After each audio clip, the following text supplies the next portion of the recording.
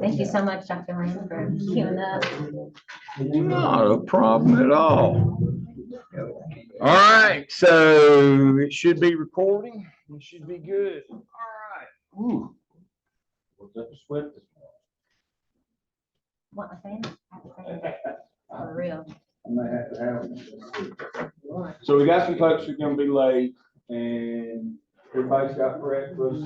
Dr. Person Scott's group came. Is there any other DEOL folks here today that you know of? Other than Dr. Person Scott's group over there, I think this is it. He said there was a group of 5 that was put with another group, and so we had our regular 740 group. Dr. Jones's group, are y'all in here? Yes. All right, so everybody's here, supposed to be here. Let's see, 2, 4, 6, 8. Said there was 25. That's fine. That's good to go. All right, I'm Deol. I'm Guard the Web. As always, thank you for Guard the Web. We appreciate your business. Sunday morning. Normally, when Steve Laws and we double team a group in the fall with EDCI ladies. He does guideposts. He does his Sunday school lesson, and I appreciate that. But when I do my Sunday morning devotional, I do a trilogy.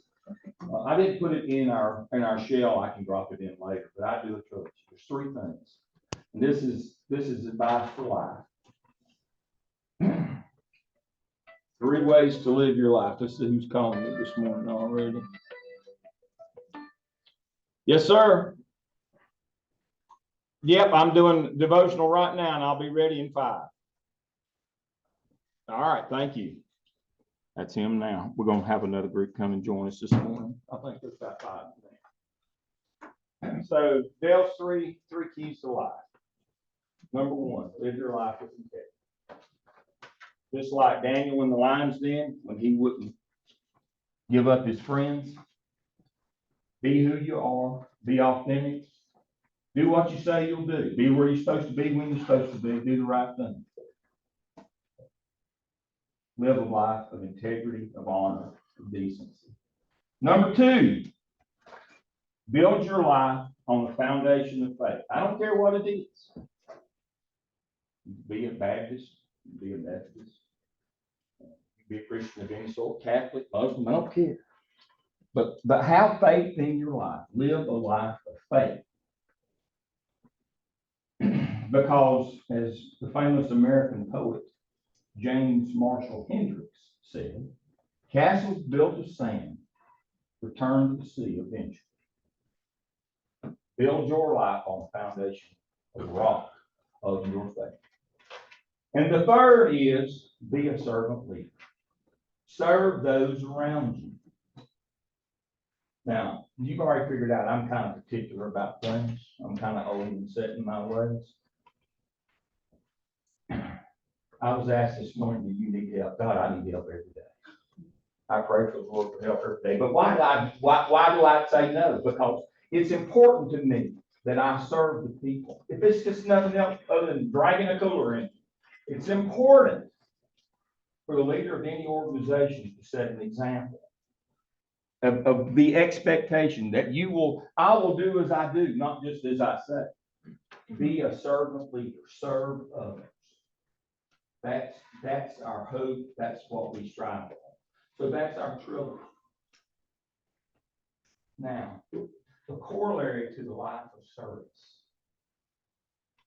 is make sure that service is in the service of your faith and that it's valuable and worth your time. One of the things that too many leaders do is what we colloquially refer to as holding the pig. They do things that are of no value, only to themselves. They pretend that we're doing these things and what I'm doing is of great value when it's not. It's just self-serving. It's just wasting time. People know that, folks. So my story that goes with that is, I worked out in the woods for 15, 17 years. Then I got to come here to the big time. I got to work here in Charlotte. Did my last 20 years here. before I retired and went to start working in gardening with. In the last 10 years that I was here, I was in the central office. I was junior high, senior high principal, and then I was director, executive director, assistant superintendent, associate deputy here in Charlotte. So I worked downtown the last 10 years. And because I wasn't out in the building, I had the luxury of riding my motorcycle to work every day when the weather was good. Yes, I'm a Harley rider, and no, we're not all scumbags, just some of us. And so I would ride, you don't want to ride the interstate. I live in Lake Norman, about 20 miles north of here. It's actually 27.5, halfway between here and Statesville. I live in Lake Norman. So I wouldn't come down the interstate back and forth. I would go down Bates Ford Road. That's back in the days before they built a school on every corner on Bates Ford. You could actually steal farmland. It's very pretty, back and forth. And I was coming home one day, and I got all the way to the top of Bates Ford up at 73, and there was a dairy farm that had been there forever. Famous family there. Saw Mr. Cashin out there as I came by, and I waved every day I go by. He's retired, he'd be out there in his overalls, fiddling around, and they no longer had any dairy cows, but he still kept a few things around the farm. Mr. Cashin's about 80 years old. And I was riding up Bates Ford one day, and I saw him out there, and I thought, did I just see what I saw? So I pulled my motorcycle over there at the Gilead Road Volunteer Fire Department, got off, walked back down the side of the road along his fence there. And there stood Mr. Cashin, 80 years old, pair of Gallus overalls, and he was holding a little pig. And he was holding him up to a crabapple tree so the pig could eat the apples off the tree. And I said, Mr. Cashin, how you doing, Mr. Cashin? How you doing? Fine. I said, what you doing there, Mr. Cashin? He said, well, I'm holding this pig up where he can eat these apples off the tree. I said, wouldn't it be easier if you just pulled, I'm quite sure if you pull those apples off that tree and just lay them on the ground, that it'd save a lot of time. Just let the pig eat the apples off the ground. Mr. Cashin looked at me and said, well, you darn fool, what's time to a pig? I was talking about your time, Mr. Cashin. He had no concept that he was just wasting time. How many of us as leaders have no concept that we're just wasting time? We're just holding the pig. We're just doing things that for the appearance of being busy and being in charge, because I have the title. When you're not serving the people that you can be serving, you're doing the easy things. You're taking the easy way out. What is it Ronnie Dunn says? The older I get, the more truth I find in the words written and read in the Bible. Jesus said, serve others. I believe that's good advice. So to summarize this morning, live a life of integrity. Be who you are. Do what you say you're going to do. Be honest with people. Number two, have a foundation of faith. I don't care what faith it is. It doesn't really matter. Just have it. Because your faith is about how you treat other people. That's the whole notion of faith. Is how you operate in life. That's the notion of faith. And finally, serve others. Be a servant leader. That's the most important thing in life. So if you will pray with me this morning, I find my glasses. You can see this is kind of old and tattered. This is my favorite prayer of all time. And if you will share it with me, this will be very helpful prayer. This is for Dr. Martin Luther King.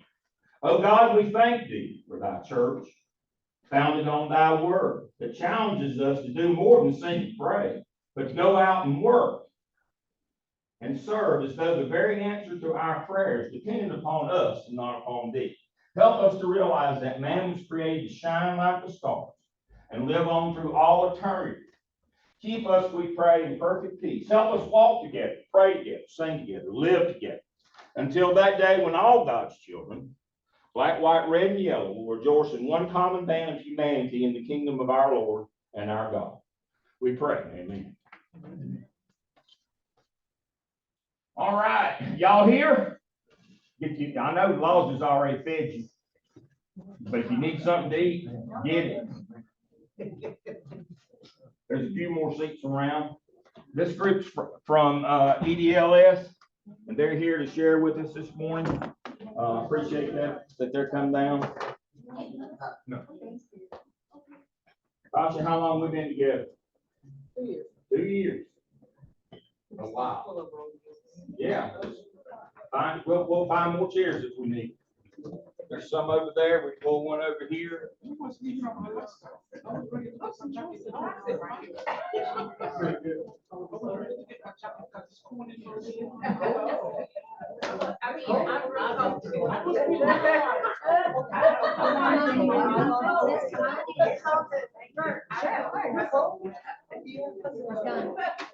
mean, you're good, you're good. I'm just saying,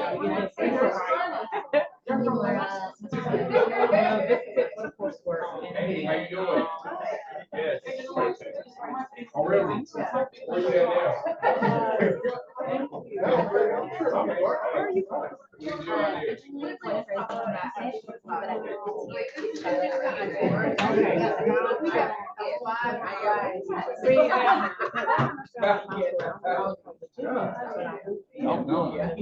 We're having a productive day. It's not even quite 9:30. We thought we'd start. All right. Thank you and welcome. Appreciate everybody being here today. Going to talk about politics. Now I'm going to do the 1 hour version to start with, and then my group and we'll break, and then we'll actually dive into politics and do some work, and then we'll talk about results. So I'm going to do an overview this morning. These folks they're finishing this summer, and they're going to start. They're going to start writing this fall, and then hope to defend their proposal. Now, let me be clear here. The system at Gardner-Webb is you write your first 3 chapters, your introduction, your literature review, and you set up your methodology. You defend that in front of your committee. Then you have to go to IRB. Everybody knows what IRB is, our internal review board. Now, the IRB group at Gardner-Webb, for good or bad or otherwise, they have taken it a step further than just protecting subjects in research. They've decided that they are going to be the Office of Research. They have named themselves the Office of Research, which means they now get into your methodology. So we've got to set up our studies so that we can A, get through our proposal, but B, get through in IRB. What we don't want to happen is you do your 3 chapters, you go to your defense, everybody says wonderful, you go to IRB and they say no. And you have to revise, you have to go back and start again, chapters 1, 2, 3, re-defend and go back to them again. We will not do that. We will not do that. We're going to be thinking about our methodology up front. So, let me do a basic primer here if this marker will work. I'm going to do a basic primer on methodology. All right, you have quantitative. Quantitative.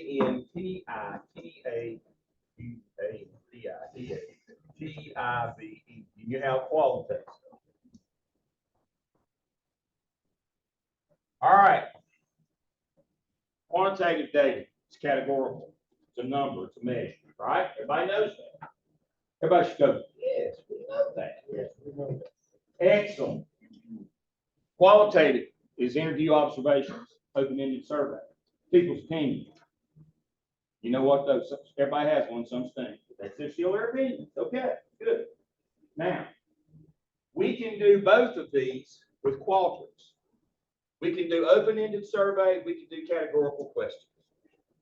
Everybody's got that, right? So there's a number of count. We can do a straight quantitative where we send them and there's a correct answer, you know, A, B, C, D, yes, no. It can be binary, yes, no, true, false, or it can be categorical.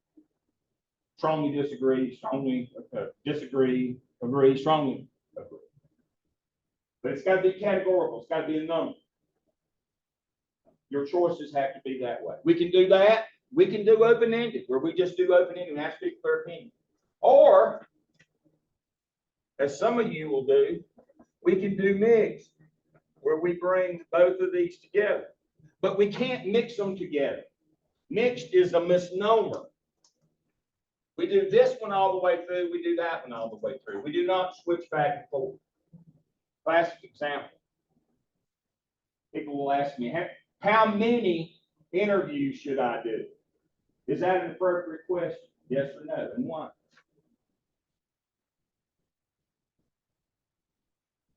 How many is a what kind of question? Quantitative. Interviews are, so that's what we're talking about. You can't mix the two back and forth. All right, now, you're going to do mixed.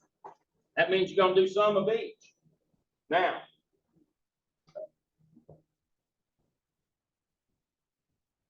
there's three types of mixed. This is where I've been headed. This is mixed. There's convergent, there's explanatory, and there's exploratory. This is straight out of Cresswell or Southheim, for those of you who had 738 last semester. This is where our bee stings is, right here. Convergent design means we collect these two separately, but we collect the same data. We ask the same questions on the survey as we do the interviews. And then what do? We compare them. That would be a convergent design. And so when they look at your survey and they look at your interview questions, they better do what? They better match. This is down in the weeds they get. They better match. Too many times we're a solution hunting problem. What that means is we found this survey, we love it. Well, it doesn't match the style that you're using, but I want to use this anyway. I want my hair to grow back. That ain't gonna happen either. You know, you're old enough, you won't hurt you, as my mother used to tell me. You can't be married to stuff like that. If you're going to use an existing survey that's already been validated, get permission, A, to use it, and B, to modify it. I had one of my EDCI doctors down at J.L. Mann in Greenville.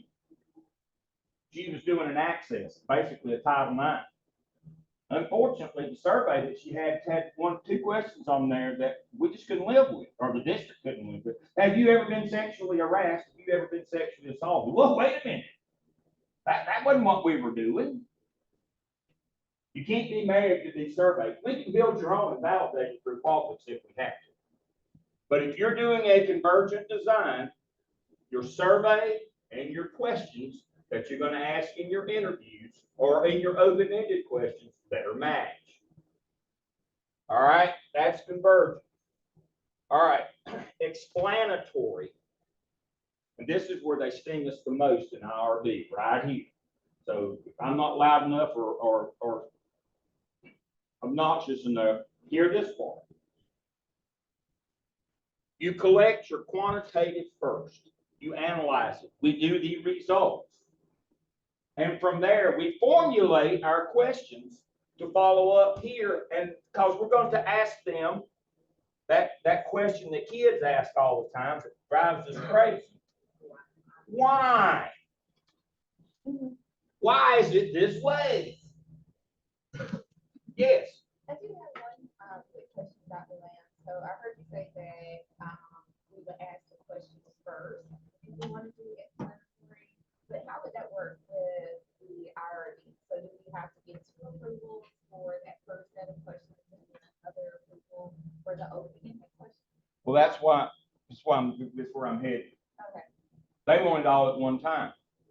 I know it makes no sense. I can't know what they're going to tell me on the survey. So I can't tell you what I'm going to ask them on the follow-up. IRB doesn't accept that. We don't care. We want to know what you're going to ask. So you have to postulate possible interview questions. I know that's, I'll be the first to admit.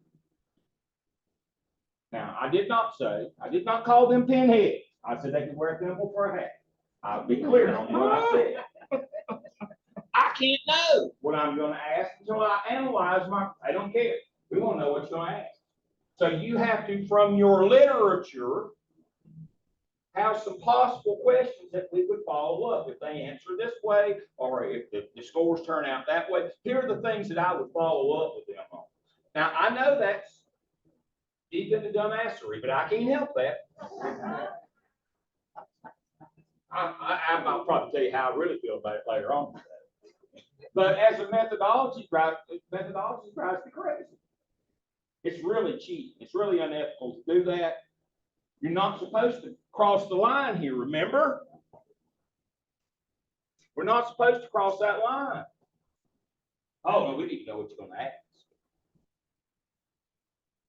Well, from our literature, you're going to come up with a list of potential interview questions and an explanatory, so that when you say, all right, here's what you said, why do you think everybody, we'll use a teacher working condition survey, we'll do something like that. Here's what they said. Why do you think they're unhappy? Classic example of why you would do a qualitative follow-up is for you non-school people, every other year, the federal government requires a retention initiative in public schools. North Carolina has adopted the North Carolina Teacher Working Condition Survey. It has 12 sections on it: community, parents, school leadership, that kind of stuff. And one of the 12 sections is time, T-I-M-E. And consistently, it's the lowest item is, do you have enough planning time for teachers? They always say no. And so you look at that and say, well, what we got to do is put more planning time in the schedule, except where? Every teacher we take out of the schedule increases the class size for the other teachers. Can't do that. We have limits on that. And trust me, they don't give you enough teachers to do that. So you go talk to teachers, and here's what teachers will say. I've got plenty of planning time on the schedule. I never get to take it because I'm doing what? Covering classes.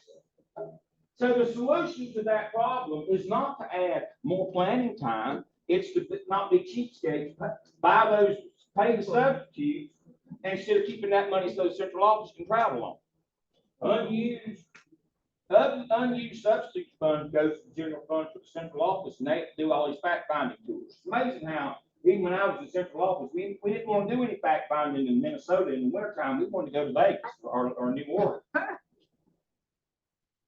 Fast train, we're pretty smart people. Districts find all kinds of ways and do so schools to make excuses as to why they don't get subs. If you'll pay them, they'll come, trust me. So that's a perfect example of why we look at our data and then we talk to people, because the answer is not always apparent.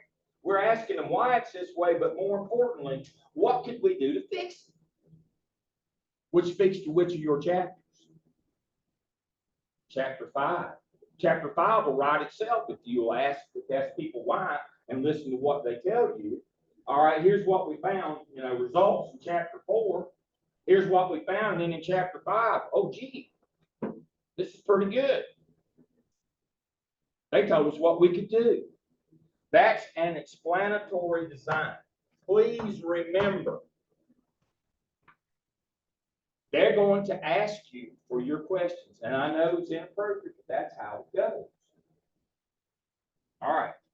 And then last but not least, we have the exploratory design. And it is the opposite of the explanatory design. Pretty simple. We do the qualitative first. We go out and we ask people, what's the problem with this? And then we put a survey together and measure. That's exploratory design. Now, unless you're in a theoretical program, you're probably not going to use that. Most of you are going to be doing action research, where you're actually working at a real organization with a real problem. It's not one of those problems where at the university where people sit and scratch their head and other parts of their body, trying to come up with theoretical frameworks and all that stuff. You're mostly doing action research. And so you would have to have a pretty cogent argument to get IRB to let you do that. So I'm just gonna tell you now, just because you can doesn't mean you should. Don't do it. Because you're gonna have a devil of a time getting it through IRB. Problem is it's just so nebulous. It's really hard for them to get their head around how to protect the subjects. So if you've got a good idea for an exploratory, you might want to talk to people and try to figure out up front how we can fix it before they get to it and turn you back and make you start again. The idea here is that you not be as old as me when you get done. And IRB takes months already. And so I'm just cautioning you now. If you know your methodology and you understand these things, then you're pretty much ready to go. And you start putting your chapter 1 together. What's your problem, your hypothesis, or research questions? What do I want to know? What I want to find out? Dr. Lamb, quick question. So you said the IRB process can take months, Yes. and that's from submitting it to approve. I beg your pardon? Is it from submission to approval that it may take like a month or so? Yes. Now, you heard me say months, plural. It may take months. Now, if you want it to take weeks, you would follow the directions that I've given you today. That's the difference between weeks and months. Because now they'll send it back for grammatical errors or misspelled words as well. They will policy want you to do it. It's got a misspelled word. I hate this. Just wake up. So that misspelled word, does that take us all the way back to the beginning of the process? No, it takes you back to you have to resubmit in another minimum for 2 weeks. So now, okay, Every time they send it back, if they send it back for revisions, corrections, that's another 2 weeks, another 2 weeks, another 2 weeks. Misspelled word, comma splice. What was it? Back in my day, it's called the Hard Race College Handbook. You had it in English. In college, you had any 3 mistakes, it was an automatic code credit. They kind of follow those rules. If you have a misspelled word, they'll send it back. You correct a misspelled word, that's 2 more weeks. Yes. Question? Oh, yes, I have a question. So for the conversion, Yes. the question for Yeah. along the same line. No, they got to match. They got to measure the same thing. Okay. They got to measure the same thing. They can't just be close. They got to measure. That's the kind of stuff that they'll do. Question is, in a convergent design, you've got your original questions are on your survey and they're on scale. How happy are you today, Tasha? Or how satisfied are you with the EDLS program? So the question would be to Tasha, how satisfied are you with the EDLS program regarding the web? And we'd give her 4 choices on the Likert scale. From strongly disagree, I'm happy. We'll do an agreement question. I am happy in the EDLS program regarding the web. Do you strongly disagree, agree, or strongly agree? 4-point Likert scale. Now,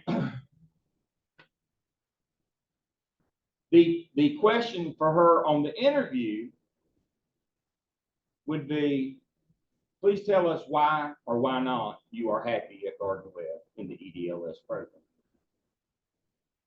That would be the follow-up on the convergent design.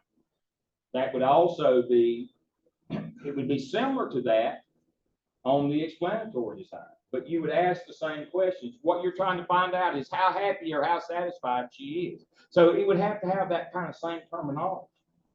One, she checks the box, the other tells you why, or what her level of satisfaction is. That's what we're trying to do here. We're trying to, 2 different ways to measure the same thing. Now, that speaks to technique as well. Don't ever do a 5-point Likert scale. Again, you know, you're asking me at the results phase to jump through hoops. The last time I ran for tape, you know, to run and jump through hoops, got to understand that we got to analyze this data in the end. If you give them a neutral category, what will most people do? They'll ride the neutral. What are we going to do when it comes results time? We got nothing. We got nothing. We don't even have any, we can't really follow up with anything, even on our second half, on our open-ended, where we either do open-ended questions or interviews. I've been working with two in EDLS. Jerry defended Thursday his proposal. We did get permission. He had a survey, and it was, the choices were 0 to 100. 101-point Likert scale. I've worked with the same thing similar. I've got it permission. We've moved it to an 11-point Likert scale. 0, not at all, or 10, 20, 30, 40. But I'm gonna tell you, when we go to do results and we try to generalize this to a larger population, we can't, because none of these will end up being significant when we do chi-square. I'll talk about that later.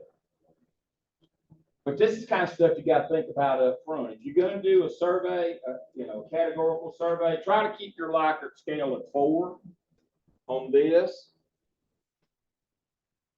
so that I can do something with it when we get results. Now, here are the rules. I've got them up. When you start building your survey, build it in Word. A PDF is actually just a picture. Can you copy and paste from a PDF into Qualtrics? That would be no. Yeah, they're in our Blackboard sheet. You'll click on our class. I've got a Qualtrics link to my folder. All this stuff will be in there. It's 740. And for those of you who aren't, I've shared it and I'll share it with you again. On Sunday, May 21st, then click on my Qualtrics folder.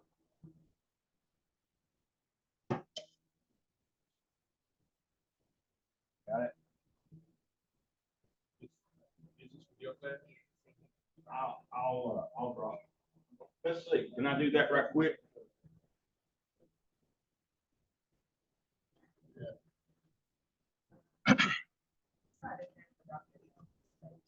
Oh, no, you'd have to be in mine. She was supposed to. I'm going to do a link right now so y'all can see it right here. Let me go back.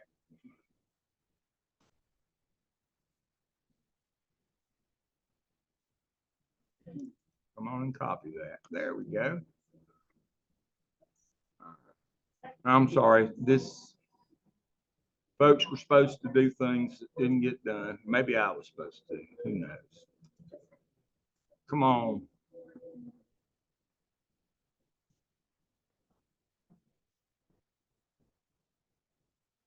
All righty. Who's this?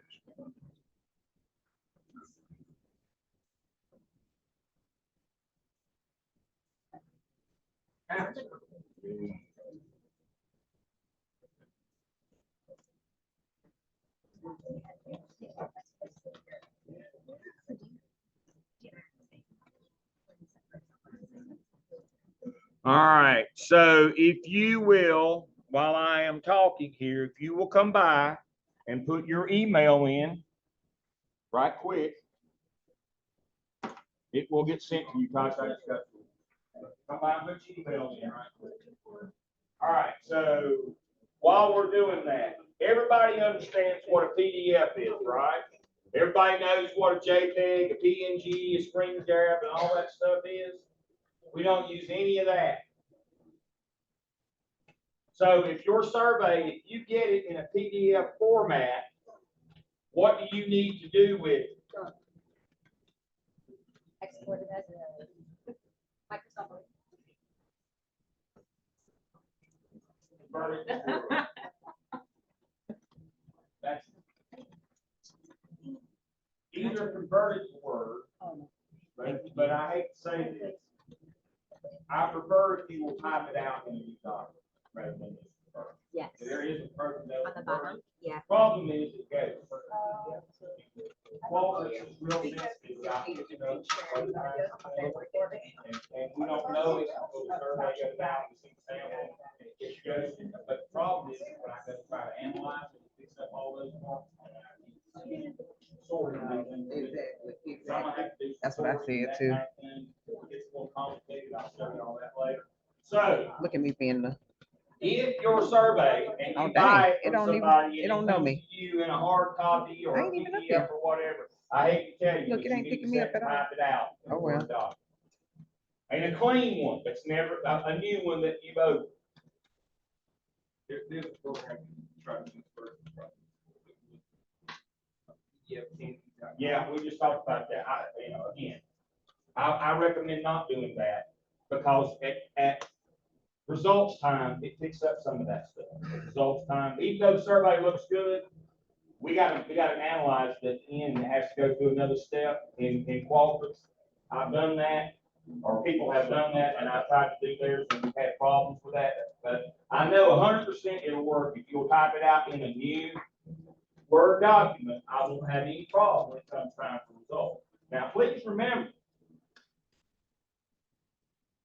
as much work as it's gonna be to get through chapter 3, to get through your defense, to get through IRB, to get the survey out there, to get it back, all of that time is wasted if I can't analyze it. The results are what matter. If not, we're kind of stuck. And so when I get folks who say, can you help me? And I go, I can't, there's not a lot I can do. So what we have to do is we have to download their spreadsheet and re-enter it by hand. When we can't, if there's contamination in the program like that. So if you've used it before and it works good, then, go ahead. But now again, I've had too many people who come to me, tears in their eyes, and say, we can't run my day. What are we gonna do now? I might not be in the system. And that falls under Deol's axiom of the best way to get out of a swamp, don't get in it. If you know that that's the potential, it's about probability, it's about risk.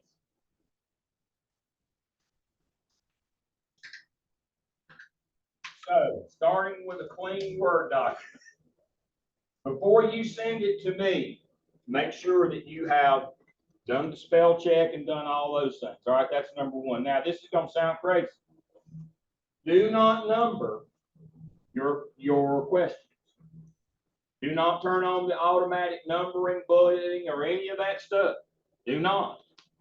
Even if you turn it off, guess what Qualtrics will do? It'll pick it up anyway. And then if you move your questions around, it'll have question 1, then it'll have 3 next to it. And then guess what happens when we try to go and analyze that? Again, Qualtrics is confused. Qualtrics is confused. So, again, we ready for me to send? All right, y'all ought to be able to get into this drive now. Thank you. We should have done that first thing. All right. Yes. Go back to the elementary and you can find what Qualtrics is. What you talking about? Qualtrics is the survey instrument that we use to collect data at Garden Web. Like it could be the equivalent, great question, of SurveyMonkey or Google or whatever. But the beauty of Qualtrics is, number one, we have to use it, but number two, we can validate a survey that you make. Qualtrics is the private software package that Gardner Web invests in, and you all have an account. All you have to do is go to Web Connect, and we're going to do this in the second session, so I'll go ahead and show you now. Simply go to Home Looking Glass, which is Web Connect. In the same menu where you find Blackboard in your email, you're going to see Qualtrics, first time user. You click on that button, put your guard to web credentials in, you've got a Qualtrics account. I usually don't tell people during this because everybody says it plays with it while I'm trying to talk. And that makes me madder than that. All right. Do not number questions. Do not use bold, italics, or underlining. Do not. Spell check, edit for grammar. Use appropriate punctuation, commas, periods, and question marks. Do not use coloring or shading of any kind. This usually occurs when copying and pasting from another source, especially PDF. Do not copy from PNGs or JPEGs. That's PDFs or screenshots or pictures. Do not use other word processing programs such as notes, pages, or anything Apple. Don't drive by the damn Apple store. Are you hearing me? Don't use anything Apple. It is not compatible with anything in the web and certainly not with Quality. If you're an Apple savant, good for you. Appreciate it. But not in this. Not in this. Do not use an Apple computer. Again, these are all things that I've had demonstrated on me when people come crying, I can't do this, I can't do that. That's how all this came to be, is we had so many people with so many problems. When they said, you're going to use a research engine survey and the university adopted Quality. And everybody was all happy for the first few months. Oh, this is not too bad. You can learn to use this. And then when we started trying to pull the data out, they'd made all these mistakes. We can't get our data out. So, hence, that's why Deol's here today ranting like that. That's the only device you got. It wasn't the requirement to have. Just borrow one or find one, or if you have the capacity on yours to do Word, just don't use, as I said, if you can use Word, you'll be okay. And not app, not Word, you got the one, the real one, right? Not the one for Apple users. Yes, then you're good. Okay. You're fine. The real one, you got the real one. So yeah, you'll be good if you've got the real one. All right, building your word and survey content. Make sure your research questions, your questions on your survey match your research questions. That's what I was talking about, girl from Greer, Trish Jury. Her research questions were about access to CPE courses. They had nothing to do with sexual harassment or sexual assault. How many school districts will let you ask those kind of questions of their students? That would be zero. I can answer that. Now, you know in research, when you have a normal distribution of tails or those, never can touch the x-axis, so you can never say never. But I'll guarantee you, it's so close you can't blow smoke between. Nobody is going to let you. That's a calculus joke there for those of you who get it on distribution. Nobody's going to let you do that. Again, your survey questions have to match your research questions. And you can't throw in those kind of curveballs like that. And that's the problem when you go get somebody else's survey. And a lot of times they won't give you permission to modify their survey. And then you're kind of hung. But that's why I said, if you're going to use somebody else's, A, get permission to use it, and B, to modify it in case we have to take something out. Because that's the kind of stuff IRB is going to look at. Do these questions align with your research question? Your research is, I want to know this. Will that question elicit data that will help us answer that research question? And if it doesn't, then they'll just say no. Can't use that survey. Or you can't use that question. And if you didn't get permission to take that question out, that means you can't use that survey. And now I'm going to tell you right now, they have zero compassion for your plight. Again, that would be no. So, if you understand all these things up front, you know how the game is played. You don't have to like it, but you have to understand how it's played. Don't hate the player.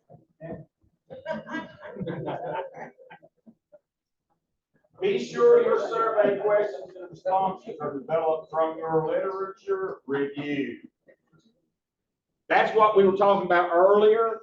You can't know what you're going to ask on your follow-up. Well, your lit review will give you an idea of what you're probably going to ask on your follow-up if you're doing an explanatory design. Make sure it comes from your literature review. If you're using a survey developed by somebody else, get permission, make sure you modify it. Multiple choice answers about demographic age are arranged vertically. So when you send me your Word document, you want to know demographic things like, say you're surveying teachers. You know, are you 0 to 5, 5 to 10? Those demographic, are you male, female, or how many, you know, like, are you freshman, sophomore, junior, senior, if you're doing working with college, you get a lot of that. Those questions are arranged, the answers to them are arranged vertically. You say, they'll let you do it either vertical or horizontal. What's the big deal? When I go to pull your results, I can only sort by vertical answers. So if you want to know what all the sophomores said versus what the juniors said, if you put it across, I can help. If you list them in a up to down, down to up, then I can sort by them and I can tell you, we can compare what the sophomore said to what the seniors said, or what the beginning teacher said to the experienced teacher. Or I can do it that way for you. But if you go across, we're hosed. Only for demographic data.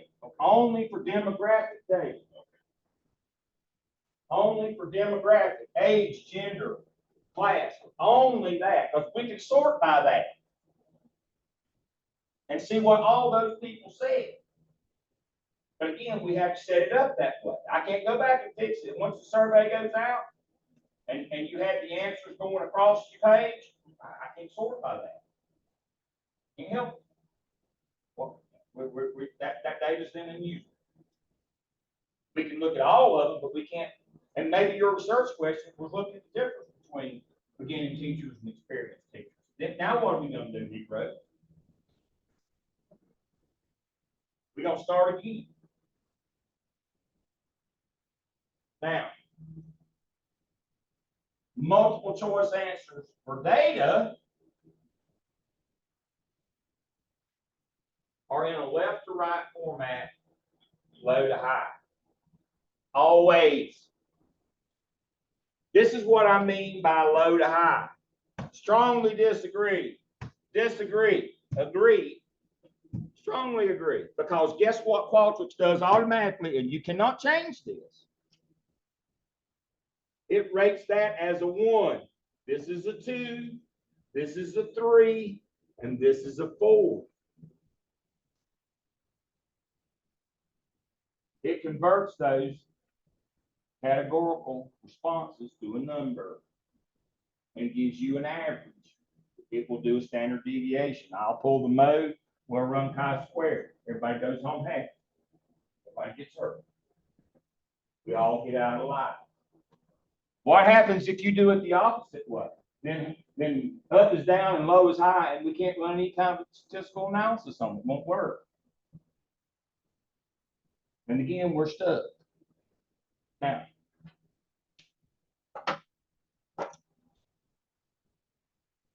this one,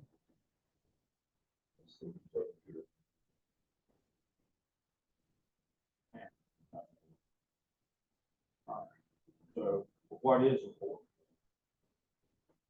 is my sweetheart. My sweetheart. Here's my sweetheart. Here's my sweetheart right here. That's why I look like a Christmas, by the way. This is my sweetheart. She's been with me for 13 years. She was my master's student in Fayetteville. And she stayed with me through the doctoral program. Her name is Winter Goodson. Winter, if I'd be the proudest man in Charlotte if she was my daughter. I can tell you that right now.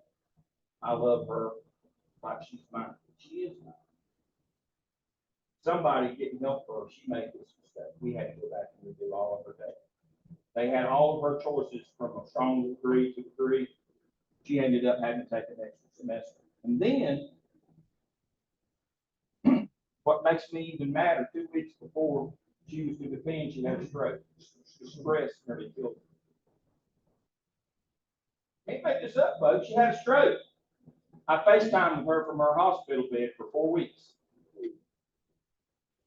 That's the kind of stress you get into when all of a sudden something, you make a mistake like this and you realize I'm going to have to go back and start again. But, you know, her chair knows more than Deol does. Look at him. I got to be smarter than him. It didn't work out that way. But we got winter through. She graduated. That was us together in December. I was the happiest man in Bowling Springs. But I'm telling you, you make these kinds of mistakes, it affects your life in a big and not very good way. So I can't be strong enough about how important this stuff is. All right, so we arrange our categorical answers from left to right, with the lowest, which would be strongly disagree, to be a 1, agree to be a 4. So the higher the value on the 4-point scale, the more they agree. That's what we're looking for here, is agreement, right? So that, remember, we do it that way. When dealing with multiple choice questions, leave the question blank and format the responses first, and then copy till you have the number that you need. I'll show you that. That way it won't ghost on you as well. It will try to revert back. It'll try to fight you. Qualtrics will try to fight you to go back to a scale that it likes better than the one you're using. And so that's the way we get around that. It tries to put a 5-point scale in every time. Now, you know, I'm a Hertzberg salon. Hertzberg says that motivation or satisfaction is not on the scale. It's either or. Satisfier is dissatisfier. What he called hygiene is motivator. Why do we try to put it on the scale? It's not. It's the degree of your satisfaction or your dissatisfaction. It is not a continuum. But Qualtrics tries to make it continuum, and that causes a problem. Best practices: format all your questions before you start copying and pasting from your Word document into putting your questions in. We set up your survey first with your responses, then we go back and put that in, and I'm going to show you that in the second session. All right. You can do it. Here we go. Do not use Net Promoter Score questions unless you're surveying for customer satisfaction, and then you have to do the whole system. It will let you choose Net Promoter, which is on a 10-point scale. And you know, Net Promoter is, would you buy this service again? And would you recommend this to your friends, like when you go get your car oil change, get service? They send you one of those. That's Net Promoter. It will let you do Net Promoter, but Net Promoter is only appropriate for customer service. If your dissertation is about customer service, we can use Net Promoter. If it's not, we can't. It is a whole system, is what I'm saying. And too many students, hey, that looks fun, that looks good, let's do that. We only have to ask 2 questions. No, it's a whole system. So don't use it unless you're doing the whole system and you're doing customer satisfaction. I've had folks that I got their survey results, somebody else set it up and they had those questions in there. Nothing I could do with it. That data is not useful. There's no data. That's totally away.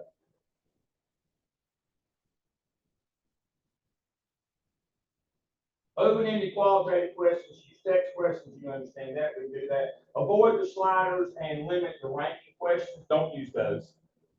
Again, impossible to analyze unless we're doing all of them that way. We can't just be mixing those in. Hey, that looks good. That makes my survey look a lot more higher level. No. Our goal is to make it as simple as possible, not as complex as possible. Don't use those unless you're doing all of them. Again, it's like that. All right. Limit the different types of questions to 2 or 3. Don't have every choice that they got. For construct validity, make sure all your questions are in the same positive direction. For example, If we're surveying to see how many respondents support zoning ordinance, David Williams sat right there yesterday, that was his dissertation. This one was actually from his dissertation. Questions must be written in a positive direction so that every time you say yes on the survey, you're agreeing to the construct, which is I support zoning. You wouldn't put a question in like, is there any reason that you wouldn't support zoning? No. Well, that question is back. For construct validity, which is one of the 7 types that Qualtrics checks for to say that this is a valid survey. If you have questions that are backwards, you can't get it through Qualtrics. It'll fail that every time. When we design a survey, we're going to go over it, and I'm going to validate your survey. I'll show you how to do that. And this is the one that will catch you every time. If you're trying to find out how many people agree with zoning, you should never have a question. If they agree with zoning, the answer is no. That's construct validity. That one happens all the time. Can't do that. All right. When you distribute, you can't distribute the survey. What you have to do is one of 2 things. Either I build it, share it, collaborate it to you, that means share it. And then you can distribute it, or you can build your own.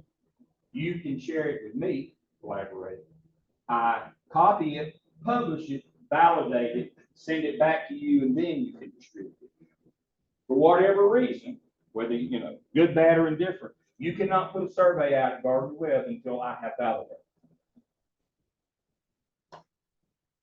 Because that stops so many problems down the road. Copyright infringement, people mad, can't get data out, all that. So now it is set up where I have to clean it up, edit it, fix it, validate it, share it back to you.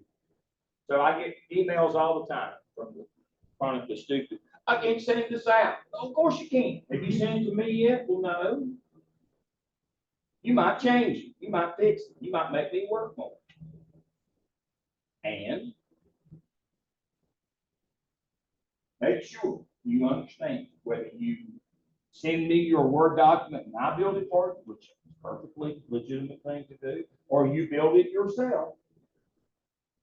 I'm going to have to, or somebody, full-time person, and there's not many of those left, is going to have to approve it before it goes out and publish it. We're going to have to sign off on it, because that means if something goes wrong, guess who's on the hook? Not you, it'd be me.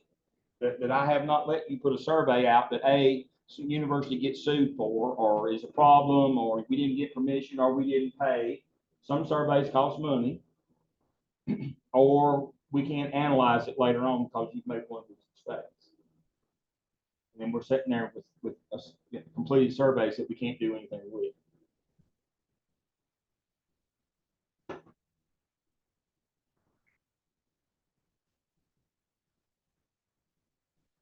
All right.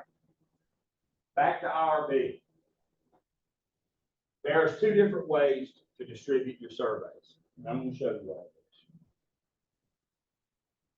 You can send them anonymously, or we can do an address book and do confidential. Those do not mean the same thing. Anonymous and confidential do not mean the same thing. Anonymous means we don't know who you are. We sent you an anonymous disposable link. You filled out the survey. It does not track back to your IP address. We don't know who you are.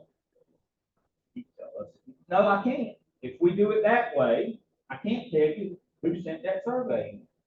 If we want to know if we're doing confidential, which means we're going to know who you are and what you said, we're just not going to tell anybody, we have to use an address book function in Qualtrics and do that one. Now, that's important. If Tasha sends hers out and she sends the link for you, and it's a disposable throwaway link, she needs all of her informed consent information in the email. This is in my drive, by the way, the difference between the email on anonymous and confidential. If she wants to do the address book, she does not send the email out. Qualtrics does. Problem with that, the consent information's got to be inside the survey. So if you send them the link informed consent's gotta be in the survey that Tasha sent.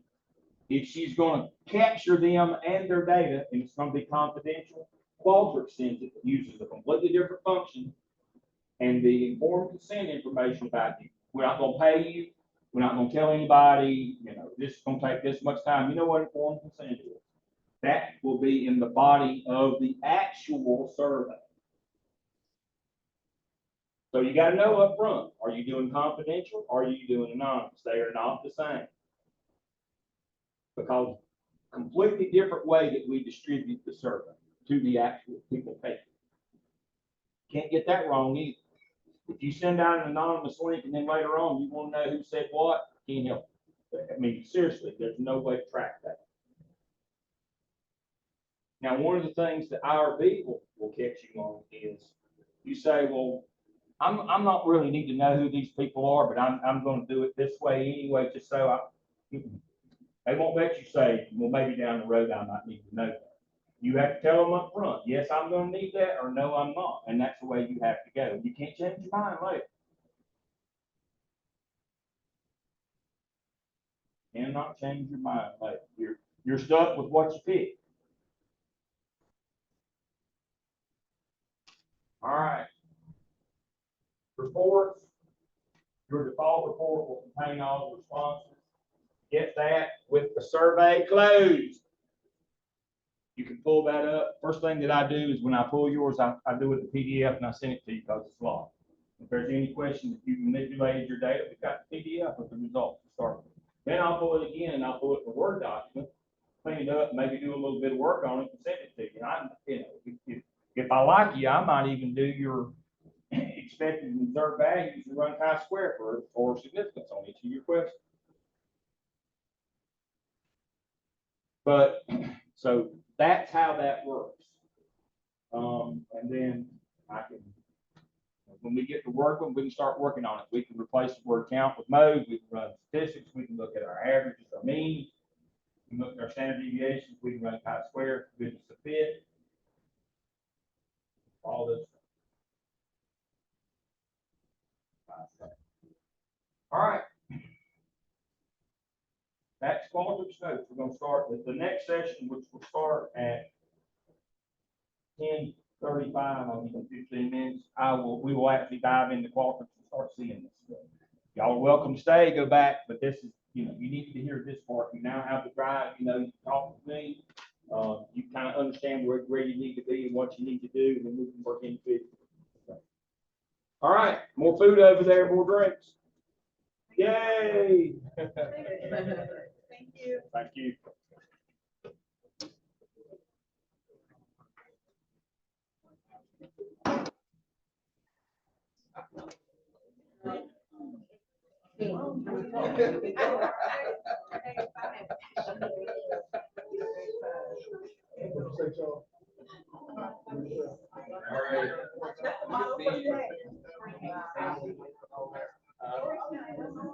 Right.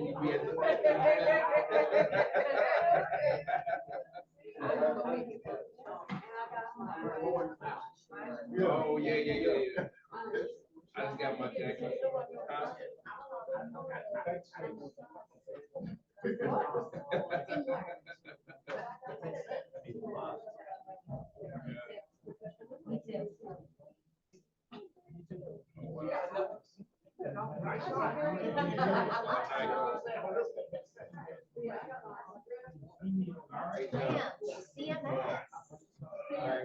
Congrats.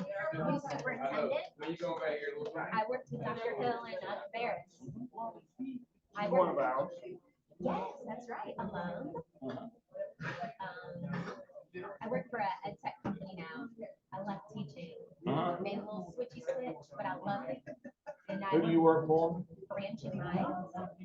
So I'm managing right now that account for CMS. So I work with Dr. Barnes, Frank Barnes. And I did work with Ann White, Dr. White, before she retired. So learning a lot. Systems level change is real. Yeah, one of my coaches for my summer class, I've got two Anita's principal in Durham. Josh was in Lincoln, but he's gone with one of those kind. But he does like MTSS. That's what I did. And he travels. He's been going a lot to the West Coast. Josh Saint. Just saying, okay. I'll have to look He's that been going to the West Coast a lot. He works with MTSS. It's the company that does, I think, implants testing, Devils, that Oh, for yeah. K2. amplify all that. Yeah, he works for them now, but he basically is their consultant on intervention, MTSS, MTEC. That's his area of expertise. I love it.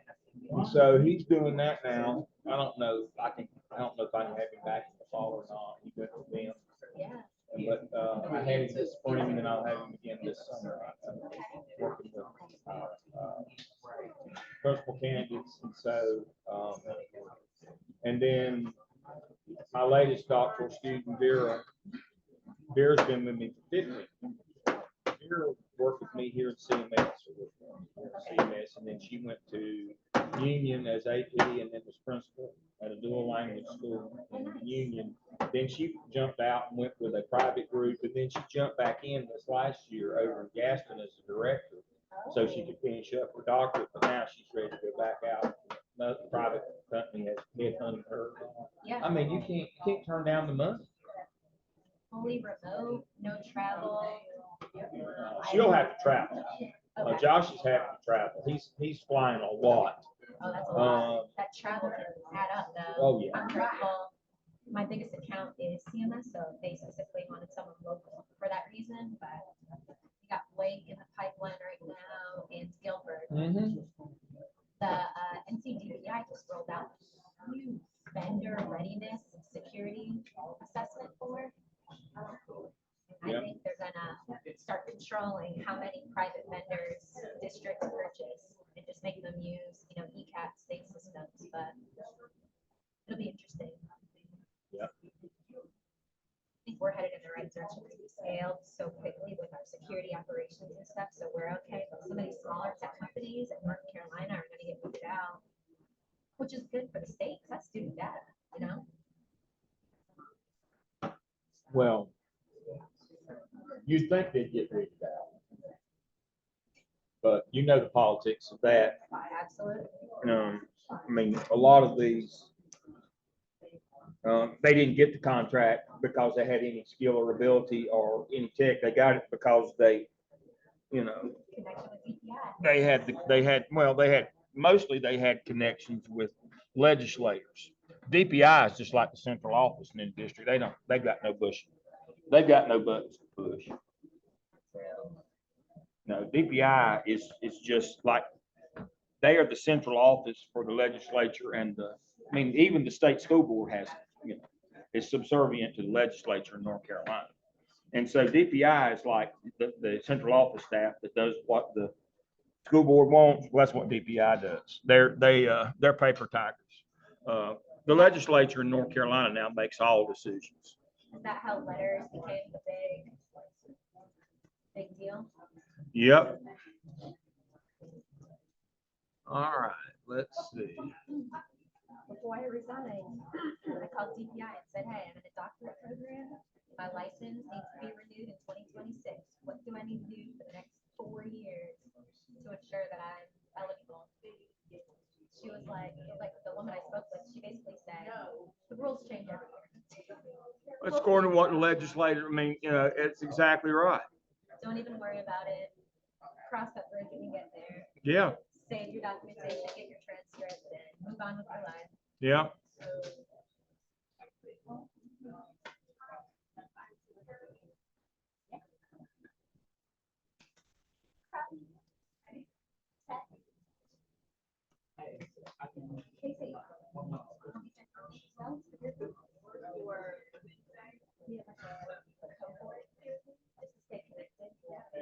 Instead of texting, And I don't know if there was.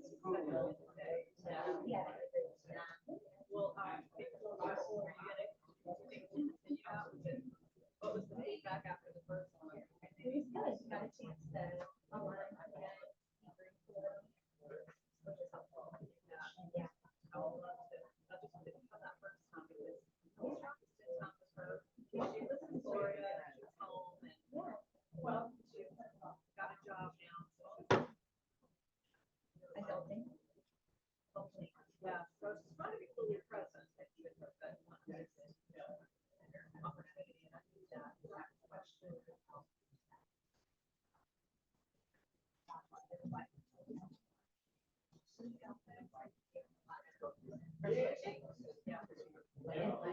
Delay the process.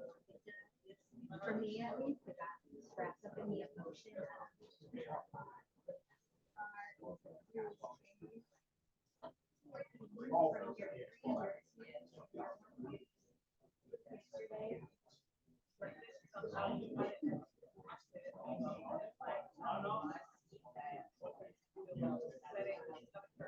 Use that delivery system, now, survey yourself, you gotta find one, what you're gonna have. But the way that we restrict it, the way that we collect, this is it. This is the Garden Web has adopted this as it. You can't do a survey monkey or Google Doc survey or any of that. You have to use this. What survey actually? No, well, you have to do that from your literature. What questions you want to ask, I'll work with you on that as well. So I've got 2 Saturdays set aside. I've already got the links in there. You would sit down with me and say, here's what I want to know. Here's the question I want to know. I've got an idea. I think that the survey would say to me, from the literature I read, I want you to survey the students. And we can talk about it. We do a full document. Is there something out there? Or somebody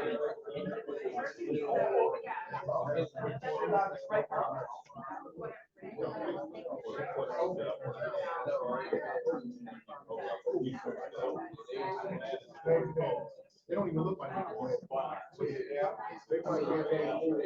well, exactly. That's the first thing we check. That's what I'm doing right now. I'm gonna show you that right now. Yes, I got 5 minutes.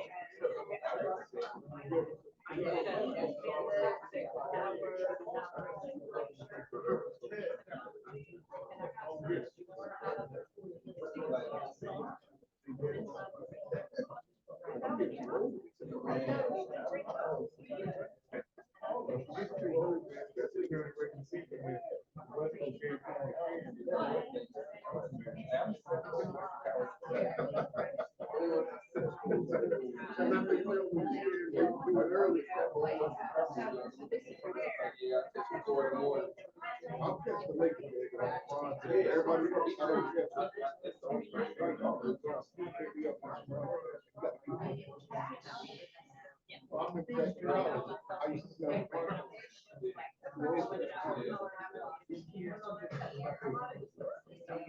I'm making the first quarter. First quarter.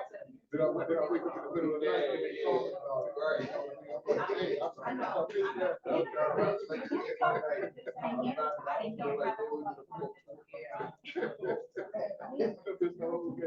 either that or bleacher reports. All right.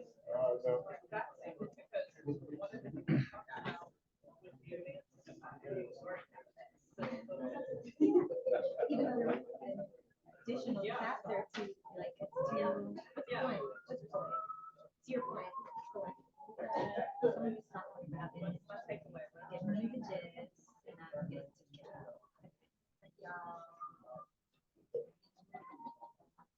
Yeah, this one, that, wow. That one.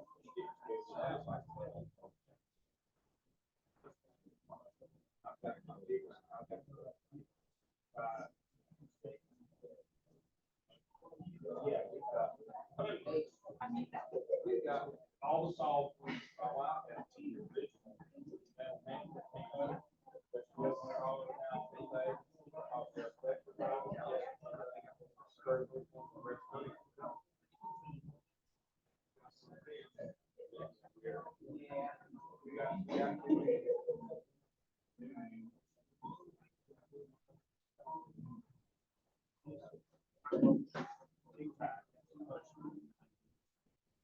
All right, did everybody try to get into Qualtrics? How do we get to it? Go to Web Connect, and in the same menu where you find your email and Blackboard, there is a Qualtrics first time user.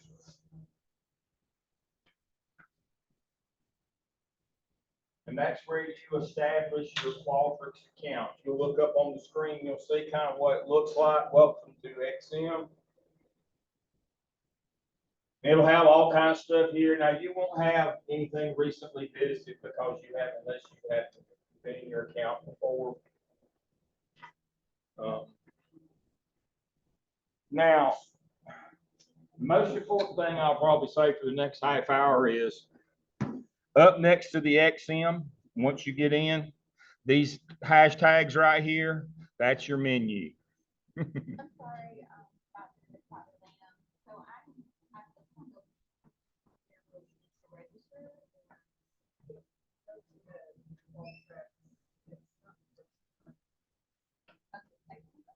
You can go to the second one. If the first one doesn't work, you can go to sign in on Qualtrics and you can sign in that way.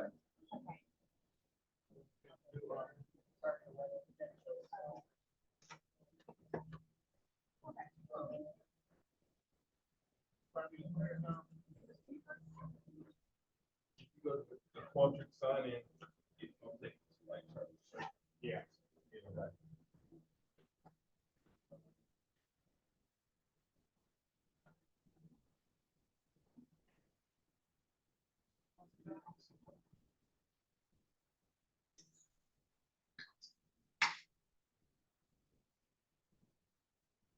Too dark? Yeah, just set the term and go ahead and log in. Mhm.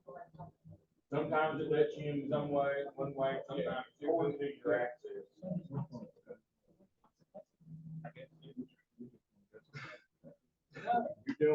You're doing your create Qualtrics credentials, There you go. Your username and password to get into Web Connect.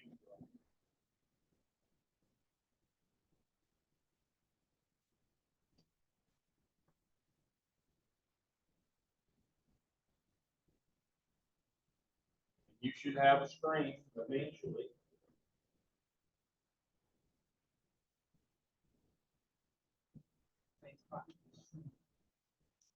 We've got drop back here.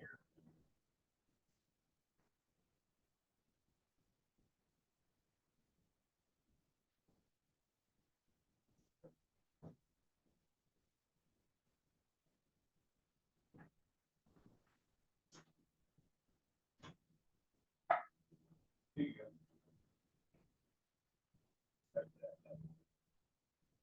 All right, so now, when you get here, as I said, up next to the XM at the top, you see I put my cursor there, there's your main menu. So we simply click on that and click on projects. And as you can see, I right now have how many? 250 active projects with doctoral students right now. I said that to say this. I might not remember. If I built your survey, I might not remember. So make sure that when you remember that, when you send me questions, remind me, yes, you've already done my survey, or my survey is this or that. And usually we're going to start with your name on it so I can find it. So if you make one yourself and you send it to me, have your name on the title so I can find it. And I'm not just guessing. All right. Projects and programs. Might have or have access that have already approved survey. No. And don't even say that out loud. Okay. The IRB people would pitch a hissy fit. Oh, I thought it's already. You can use one that's already validated if you get permission. Oh. But you have to do that. And that's part of that's part of the process is I can't do that for you. That's part of that protection and what IRB does and all that. They make you do that. I can't just say, here's a bunch of surveys, pick them. If I did, they'd pick it and make it start again. That's not in the plan. That's a great question. There is not a bank of approved surveys to use. Now, I can tell you which one to use, but I can't publish that. It's sort of what kind of, again, your project. So, again, in the class shell, and for those of you who are in Dr. Jones's class, I'll publish it. I'm going to be available 2 Saturdays from 9 to 1 for 1 hour private individual tutoring sessions on this stuff. And that's when we could talk about something like that. Is there something out there that we could use? Now, again, Qualtrics is not optional. This is how you will survey to collect your data. So don't say, well, I'm just going to use SurveyMonkey. No, you're not. Because we can't validate a survey in SurveyMonkey. Validity and reliability. What is validity? It measures what it says it's going to measure. I am wearing, let me boast a little bit here. I'm wearing a very nice chronometer. It is certified to measure what? Time. It is a valid measure of time. Can't tell you my weight? Thank God. It is not a valid measure of weight. It is a valid measure of time. But only then if we use it reliably. Is it a valid measure of time if I don't put a battery in it and it dies? No. Validity doesn't measure what we say it's going to measure. Reliable is, does it work? Does it work every time from Murphy to manual? Every time we use it, if we follow the same process, will it work? Yes. So the reliability of this watch is dependent upon the fellow over at the Rolex shop keeping a battery in it. That's the way that goes. So,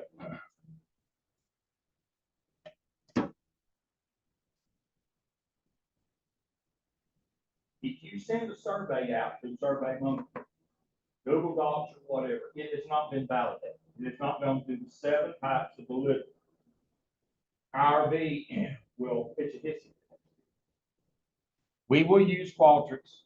You will either find the survey, get permission to use it, and modify it. You might use it as is, or we will create your own. But you won't just come up with stuff on your own, or you won't use something that's not been approved. IRB will kill you. All right.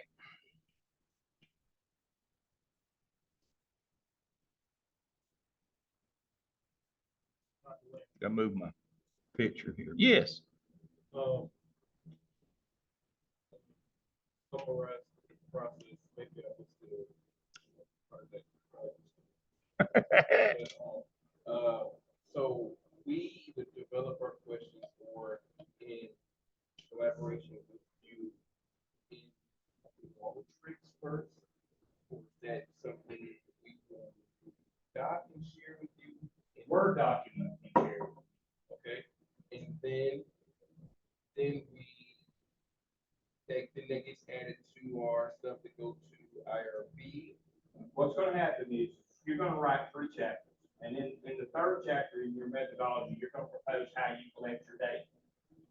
And you're going to say, I'm going to survey. And here's the survey I'm going to use. And so what you will have done by the time that you get to chapter 3, you will consult it with me and say, all right, here's our research questions. What kind of data do we need to answer them? What kind of survey questions would we need? Is there, we'll look in Bulldog 1, we'll do a search in Bulldog 1. Has there been other studies that look like that with use surveys, or do we need to design a survey? We'll figure that out. We design the survey, you go to your defense, and then you fill out the IRB form, everything goes to them, and they'll read you 3 chapters. But what they'll want to see is we can print them, we actually print them a Word copy of your survey out of Qualtrics, so they'll know that your survey's been validated. So it's already in Qualtrics before. Absolutely. Gotcha, okay. Yeah, they won't let you do the ex post facto. That's what I was trying to figure. Yeah. So then after IRB, then either you or we send it out to our constituents. That's So- correct. Okay, all right. Then I tell you to press the button, Max. Who knows what movie that's from? Greg Ray. Don't turn your phone.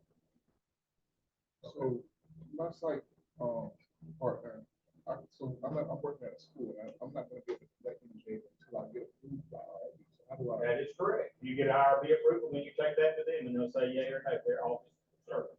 Right. But see, that's another thing.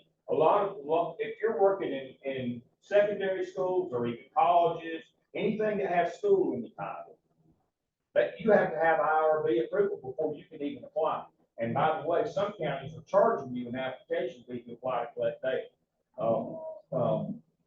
Vera just had to pay $100 for every county that she was trying to collect data in. One of them charged more than that, so I told her just to skip that. But she ended up paying $300. She paid 103 different counties to get them to read her survey and say, yeah, you can send it out or no, you can't. My question is, how do, because chapter 3 is basically data collection stage, right? No. Chapter 4 is your results where you actually go and get it. Chapter 3 is you tell us what you're going to do. Okay. You don't collect any data, by the way. Don't collect any data until it's been through IRB. I'm not talking about when don't collect any. Don't collect any data. Dr. Lamb, what is the question? You just said that somebody had to pay for somebody. Access, yes, to schools now, a lot of them, because of the time and the effort to read what you want, they're charging you an application fee if you want to collect data in their district. Now, and it can't be one of them brother-in-law deals. Well, I know the principal over here, he'll let me. No, he won't. If he said he would, he's too dumb to work with anyway. Move on. You cannot be doing stuff like that. We don't bootleg. We don't be putting bootleg. If you're gonna collect data in the school system, you got to have that school system telling you yay or nay. Not somebody. They don't speak for the district. When I did that, in the district we're standing in right now, for every 100 I got, I approved 2 or 3. I mean, I'm not doing anything with school, but hearing you say that, I don't know how. It affects really, that's the hardest thing right now. It's getting access for our doctoral students to collect data in school, whether it be K-12, secondary, a lot of community colleges have now put the top on getting data as well. Why? Why would you do that? Why? You just went through a data course, 738. I designed that course. I trained 2 people that taught y'all. They're one smarter, brilliant, better than me. But why would organizations not want you to collect data?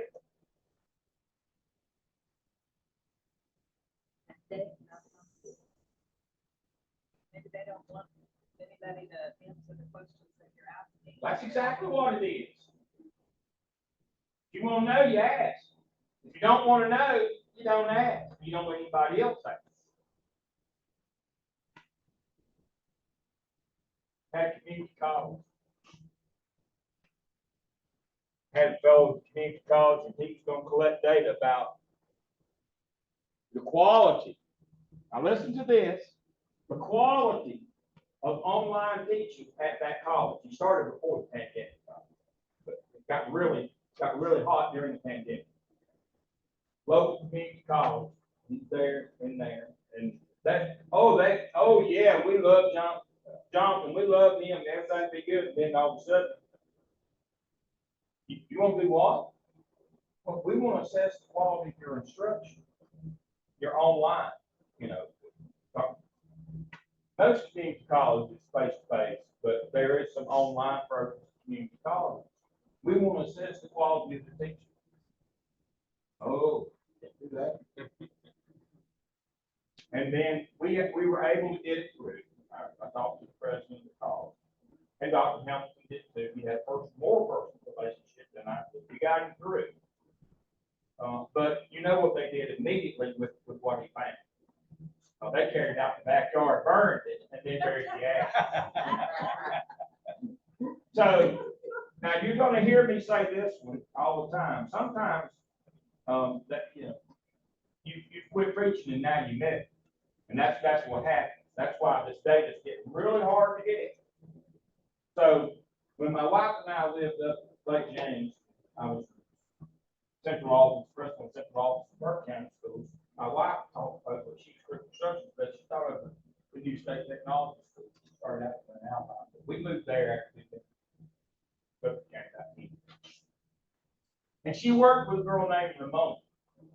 And Ramona lived way back up, going up the mountain past Paper Walk up toward them, about 4 miles past where the pavement is, on the dirt road. And went to a Pentecostal holiness church. Now, this place was so far back in the sticks that Deacon Presbyterians handle snakes. So you know it's Pentecostal holiness handle snakes. But they got him a new preacher up there. They got him a new preacher up there. And he came in and he preached his opening ceremony. And then, boy, that was just an amen from the pulpit and from the choir. And the deacons said they were all excited. Oh, about all the things they were going to do. And they were just all with it until he said, and we're going to quit making and drinking that white liquor. And the chairman of the deacon stood up and said, "Preach, you stop preaching it now, you bet. You've gone too far." Well, that's what school districts have done to us now. This is a huge problem in EDLS and EDCI. Not so much with you folks. We can work around it. They can't. Because a lot of their stuff has to be test school day.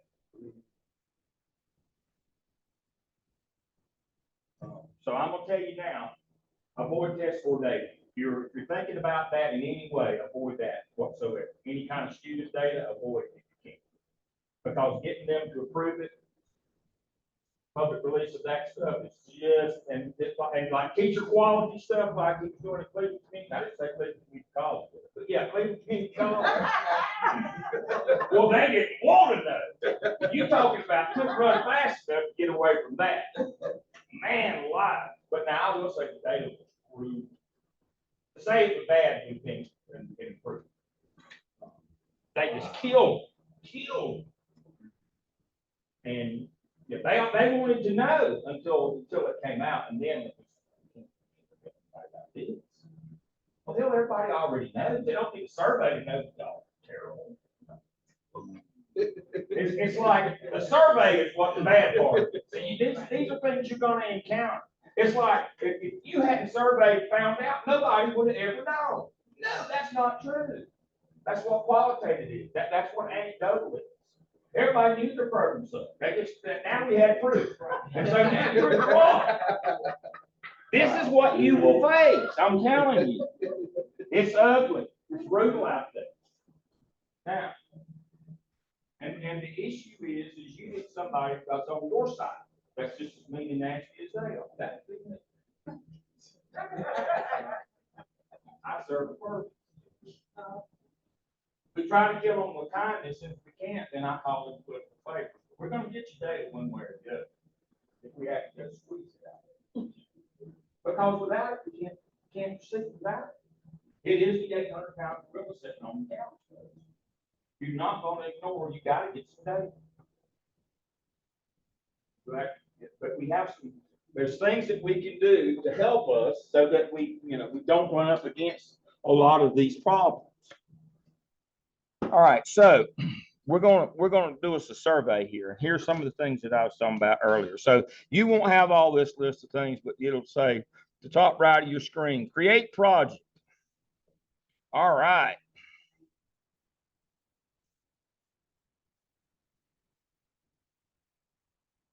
And see, it's going to have all of this crazy stuff right here. And so we're going to ignore all that stuff. We're going to come right over here where it says from scratch. We're going to do a survey. Get started. All right, so this is going to be Deol TE, teacher empowerment. So what I've decided that I want to do, I want to figure out in my school, let's say, it's 25 years ago, I think I left, 24 years ago, I left principalship, went to Central Office. Yeah, I could wear it where I had to. Let's say I want to know what opportunities my teachers are having to be leaders in their building. Who's the man? Who's the woman? Who's the woman? If we talk about teacher leadership, who's the one? We could do a Bulldog One search, and they could just come flashing in neon light. Todd Whitaker. Todd Whitaker's the man on leadership. Getting to do things at school as a teacher level leader. Building that ground up leadership where you start. I mean, everybody's got to start somewhere. We don't pay enough attention to that in any organization. How do we grow leaders? Well, they got to start. They don't get it by osmosis. They don't lay down at night, with a book under their pillow and get it, by osmosis, area of lower concentration or higher concentration moves to an area of lower concentration. It's not how it works. So we've got to be most interested in how we start in organizations, in public schools, private schools, charter schools, college survey. So we're going to do a Whitaker teacher empowerment survey. And we're going to ask them what opportunities they get to do these things. And so if we Google in Google Scholar or use Bulldog One, everybody knows where Bulldog One is? It's in Web Connect. You can get to Bulldog One through the library, Blackboard. Todd Whitaker would pop up. And so here's Todd Whitaker. Let's see what Todd Whitaker has to say. Shifting the monkey, right? Do what? Shifting the monkey. That's him. So these 5 things, these are the 5 things that you would do with a young emerging teacher to move them into the realm of teacher leadership. Being a leader, you've heard Dr. Hamilton say, lead from where you are. That's what we're talking about. We're not talking about moving them into an administrative role. We're talking about having them lead from where they are. All organizations need to be. This is number 1 with your employees, by the way. How do we grow them? How do we get them to self-actualize, to be the people they want to be? Well, so this is kind of important. So he's the person that we would refer to as Todd Whitaker. Here are the things that he says, the 5 things that are most important. Teacher has input on professional development offerings at the school. And more importantly, gets to teach some of that. to their colleagues on work days. Teacher plays a role in the development of the school improvement plan. Teacher plays a role in setting school-wide curricular policy. Teacher has input, development, or management of the school budget, and the highest of the hierarchy, they play a role in the hiring process. This is what you would want to develop these teachers to be able to do if you wanted them to lead in your building, even if they never want to be a school administrator, but to be a leader in your building.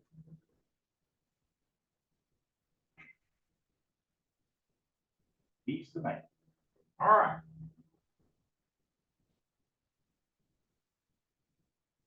All right. So what we would do, we're going to set up a survey, and we're going to do it in terms of strongly agree to strongly disagree. So let's start this survey here. All right. So what we do, as I told you, we set the survey up. We're going to ask a multiple choice question. It's going to go across. It's going to go across. Now, if we were asking, so let's say we're going to put a demographic question in. So we're going to do a demographic question here. So the question is how many years, backspace, years of teaching do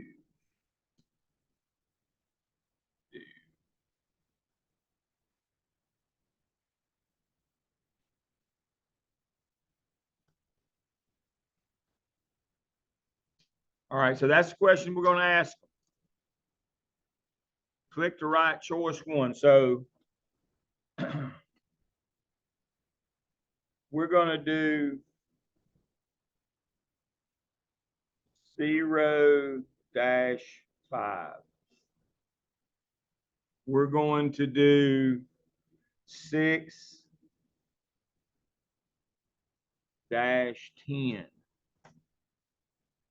We're going to do 11-15.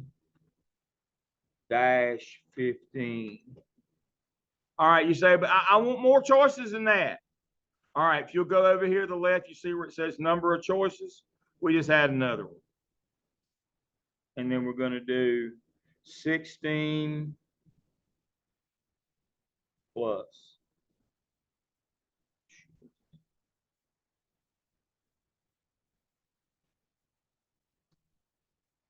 16 plus. All right, now here's the beauty, as I told you on demographic, because we listed them like this, what can I later do? I can sort and we can compare not just what teachers think about this, but we can look at them in what phase of their career, what opportunities they're getting. We can compare the babies, the 05s, with the vets, the wagon pullers, 16 plus.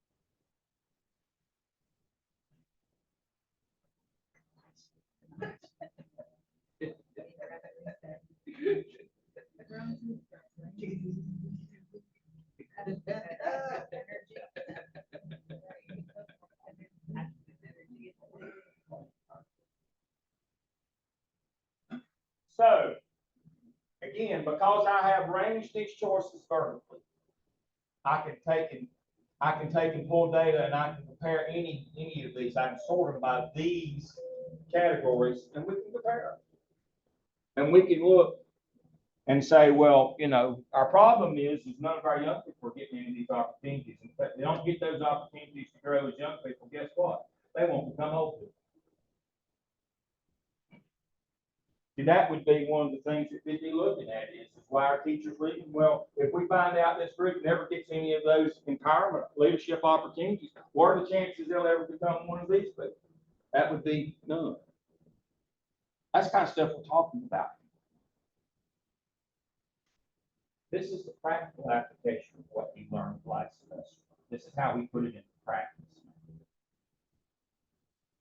All right, so That's our first question. It's going to be demographic. All right, let's go to our next question. Now, we could do an open-ended, we could do any of these crazy things over here on the left. Add a new question. We could do text entry. We can do multiple choice. We can do text graphic. We can do a matrix table. We can do a slider. We can do a form fill. We can do rank order. We can do site. Look at all net promoter. Look. Oh my Lord. But because you can, we want to make these surveys as quick and easy as possible because we want a return rate.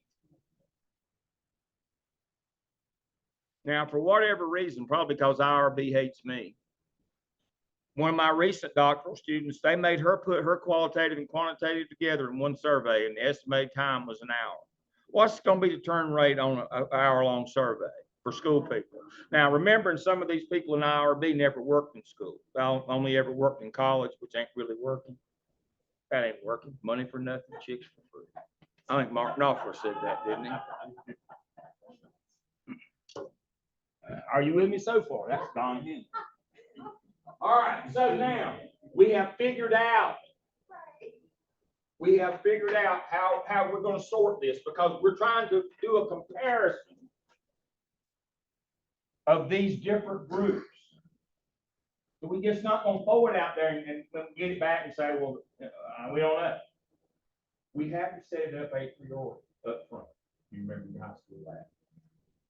All right. Y'all did take Latin in high school, didn't you?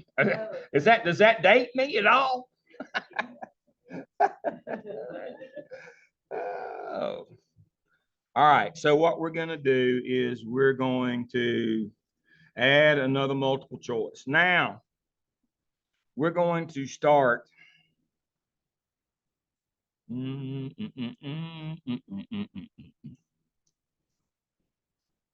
see if it's going to work.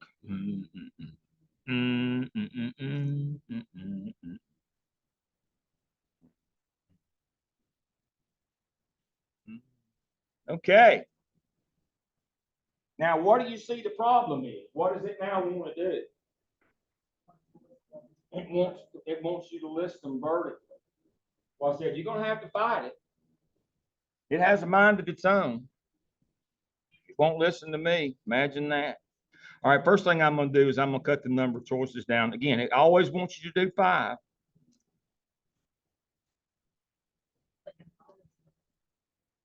All right, so I am going to do a horizontal. I'm going to make it do horizontal. And I'm going to make it, see, it won't let me do less than 5. It's going to fight me every step of the way. So what I'm going to do is, remember, which one do I start in the number 1 pole position? Strongly N-G-L-Y. Strongly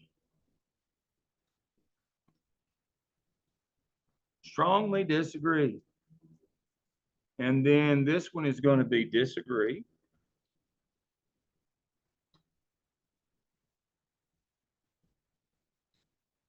All right. And I'm going to click on that one and I'm going to make it go away. And it's going to try to come back anyway. I'm going to have to fight it.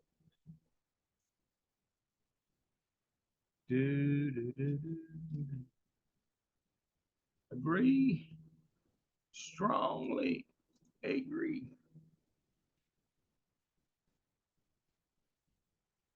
All right. There we go.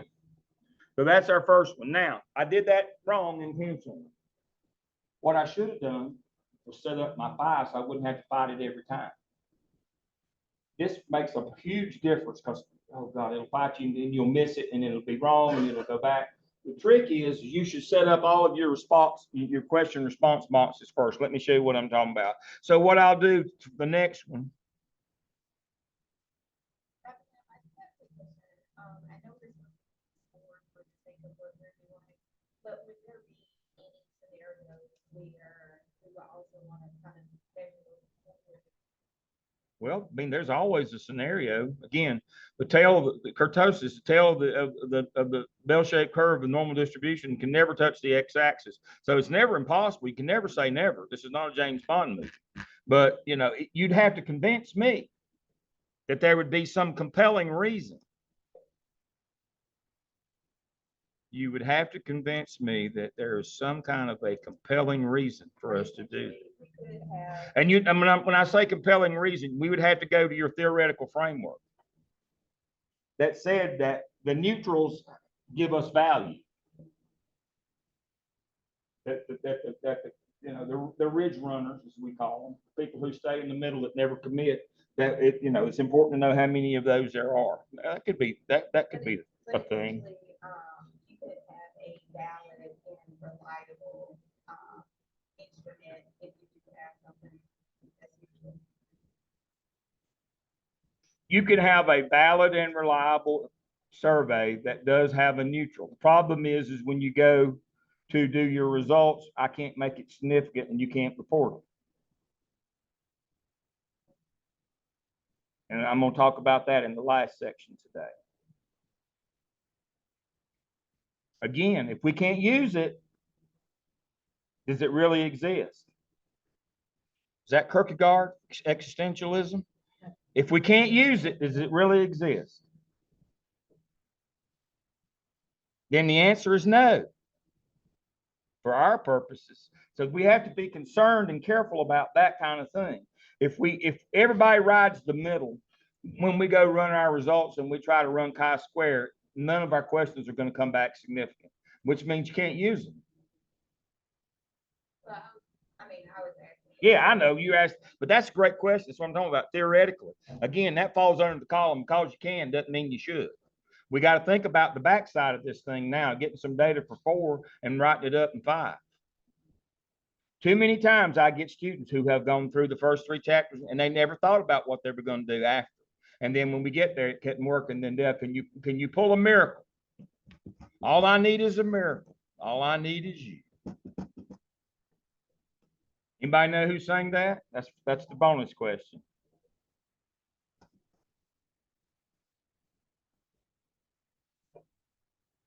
All right. So here's what we would normally do. We would not click to write the question first. Like I said, we would come down here and we would change this to a horizontal to a vertical, from the vertical to the horizontal.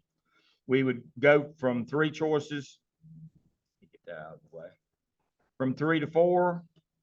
And the first one we'll do, now again, it'll still fight me. All right, so again, we're going to do strongly. Can't see. STRONG, strongly disagree. And then the second choice, of course, is what I tell you what it would do. It's going to fight you all the way through. It's going to say, I know more than you do.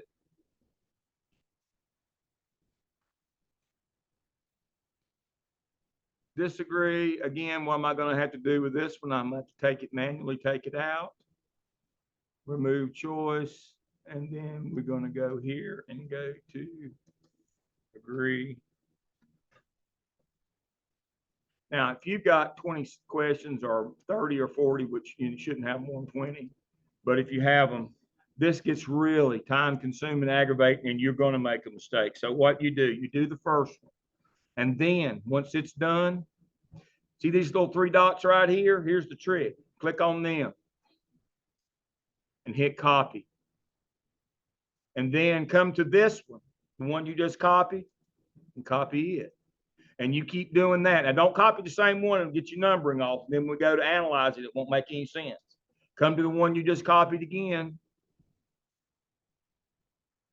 Hooray. So now we've got 1, 2, 3, 4, 5 boxes where we can put them. We didn't have to fight it. We see that it's right. We simply now go back. Got a question? I do. Oh. Yeah. What happens if you delete, like you don't want question 3? You accidentally made a mistake. Don't need question 3.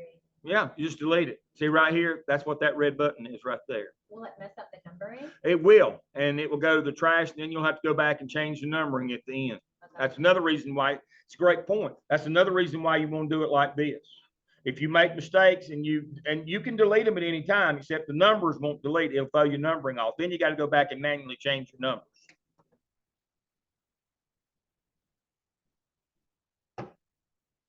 All right, now, so I simply come here, click to write question, go back to my drive, I get one number 2, copy,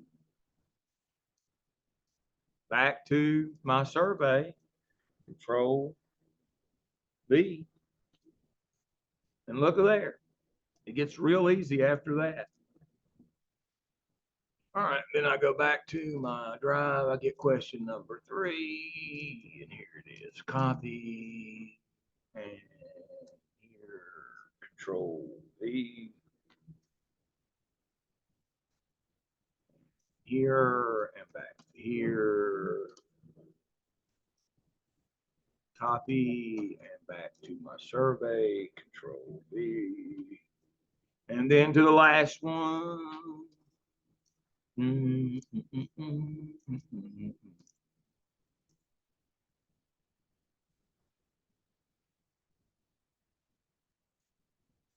All right, so there it is. Look at that. We've made our survey. We use an now. Todd Whitaker, his stuff is public. It's like public domain. You're allowed to use it. You don't have to have permission from Todd Whitaker to use his stuff.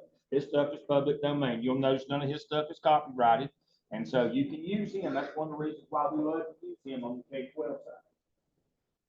You don't have to request permission from Whitaker or the server that we can use.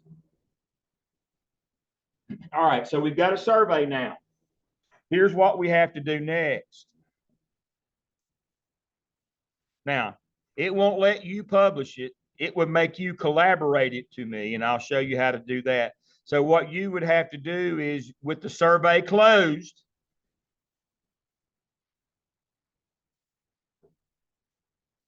projects, and so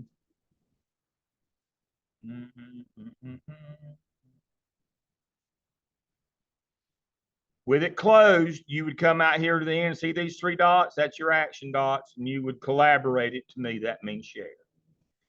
I would then copy it, validate it, and send it back to you where you can distribute it. But what we haven't done yet is we haven't validated this survey. So with the survey open, see where it says publish right here? You click on that button, and now what it's going to do, it's going to give you an expert strength rating, view recommendations. All right, let's see what our problem is here. Valid display logic, smooth move by correct your survey should flow nicely. Pass. Enable checking for bots. Now, I ain't doing that. That's not a problem. That's just a suggestion. You can enable bot detection, but you're going to send it to people you know already, so you don't really need to do that. It passed on valid pipe tech, pass. So it passed everything. We're cool. We're good to go. It recognized, I'm sure, Whitaker's survey. It knows it's valid. So all we have to do now. So why does it say there? So what is this deal? Right here. See this one? It's not optimized for a mobile phone, but that doesn't matter. I don't care about optimizing it for a mobile phone. I don't care about bot detection. Those 2 up here at the top. Now, the rest of these are all, you see where it says valid? That's validity. If it fails any of those, if it says severe, then we can't go on any further. It has to say passed on all these that speak to validity. See, predictive validity, all the 7 types are right here. This is bot detection, don't care about that. The other one is valid display. The only other thing it says is right here. It wants you to fix it for a mobile phone. I don't want it fixed for a mobile phone. Why not? Because mobile phones don't have any security. So what if your survey population is I was gonna say graduate students or undergraduate students who everything on their phone? Yeah.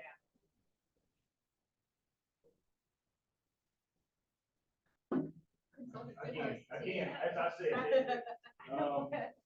there's no security on the phone. I mean, you're taking a big risk that somebody's gonna be able to hack today. We ain't worried about them, I mean, they can share, but the problem is when you share this link out there and they open it on their phone, other people nearby have access to that link and they can hack your data. And now you promise what you do with your data, that you hold this stuff, that it would be anonymous and that even, or confidential, that you would not let people's data out. So but if you said it was anonymous and it's simply a link, then, I mean, I could understand it creates vulnerability in terms of not affecting your data, but it isn't a danger to subjects because. Well, yeah, it kind of can be. So what about people like checking their email on their phone and they open But again, I'm telling you, you're not gonna go argue, if you're not gonna argue I or B down. They're gonna tell you what you're gonna do, they're not gonna.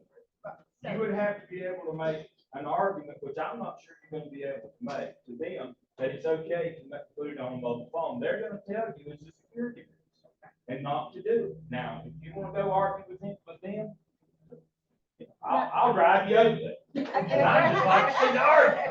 But I'm telling you, you're gonna lose before you go. Now, you try to argue me down today. And I can agree with you, and then when it happens, then I'm gonna say, I told you so. They're not gonna let you optimize these for mobile phones. I guess one question I had, if we email out the link and someone opens it on their phone, can they do the survey there? Yeah. It's just not optimized. It's not optimized, which means all the security's been taken off of it. That's what optimized means. Oh, okay. Well, that's what I was trying to get out with that question. You can take a survey on your phone, but to optimize it simply means that we're gonna take all the security off of it. Okay, that's fine. Yeah, they're gonna do it, but that's what I'm doing. They're not gonna let you do this. They're not gonna let you optimize it and take the security protocols off. That's what that means. So essentially, we just can't optimize it if it's. Mobile friendly and help completion rates and repetitiveness of your data. I got a question, Dr. Lamb. I am strongly considering changing my focus on who I'm gonna do my research on. Okay. The change would go towards higher education students that I work with. Are they 18 plus? Yes, That's eight. That's better. That's, it's easier to get data on people who have reached the age of consent than others. I digress. Go right ahead. And as the questions was coming out and everything, these guys, they live with their phone. It's attached to their hands. Well, as it says, 53% of the people who take the survey answer on their phone. But to optimize questions for the mobile simply means that you're not going through IRB and you're not worried about protections getting hacked and all that. That you're doing this for a company. The whole notion here is IRB says no. That's to get around us and we're not going to do that. They'll still be able to take a survey on their phone. It doesn't look a lot different. It's just optimized where it doesn't get blocked on their phone. Right. It doesn't show up as spam or any of that. It goes through. But if you're smart enough to use the phone, you ought to be able to be smart enough to change the settings where you can take it anyway. It'll still be okay. Exactly. They're gonna take them on. We're not saying that they can't take them on their phone. What we're saying is we are not gonna change the security protocol and optimize it for them. If they want to do that themselves, that's up to them, but we're not allowed to do that. But as everybody was talking, it dawned on me that the students that I'm actually seeing to, or send this link to, or this survey to, I can actually pull them together, sit them in a room with a lab with desktop computers, and they answer it there right in that moment. Or not me doing it, somebody else in a different department, because I can't give a survey as I understand. You can't, yeah, we can't do that either. They have to be separate. Well, I mean, if you call them in the room, everybody knows who they are. They're no longer anonymous or called. Okay, so it still would have to go out and maybe. They can take it on their phone. That's the best way for them to take it. You just don't hit the button that says optimize, which drops off the security code. This is just this is just a security thing that they will let you optimize. All you have to say is no and move on. They'll still take it on their phone. Everything will be fine. Now, it may, when you go to open up documents on your phone, you get a notice, I have a drawer that says, use with this program just one time. That's what we're talking about.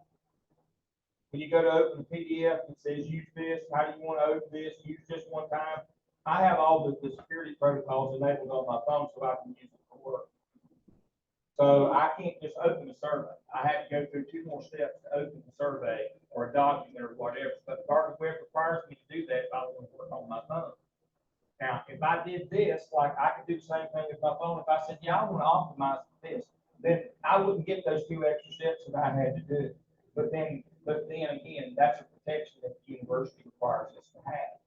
I can't. If you want to do that, fine, but don't tell me.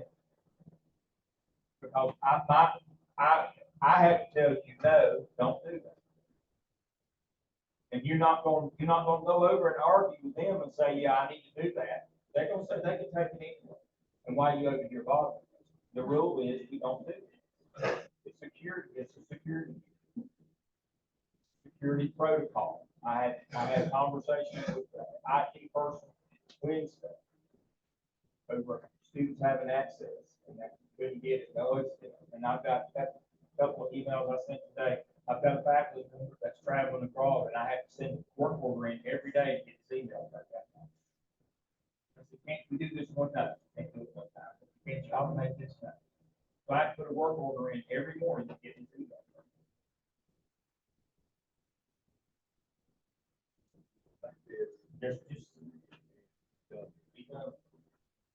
So as you can see, we passed, the bot detection, if you want to do that, it's not really needed. But again, we don't worry if it says optimized for mobile, but all the rest of them have to be a green pass. If they're not, we have to go back and fix it. All right, so we've got a green pass. When did we start back? 10:35, so we got 10 more minutes. So we got 10 more minutes before we break again. All right, so where did I leave my glasses here? All right, so we're good to go. We passed, everything is good. So I hit publish again, and off we go. Now, I'm gonna copy the link. All right.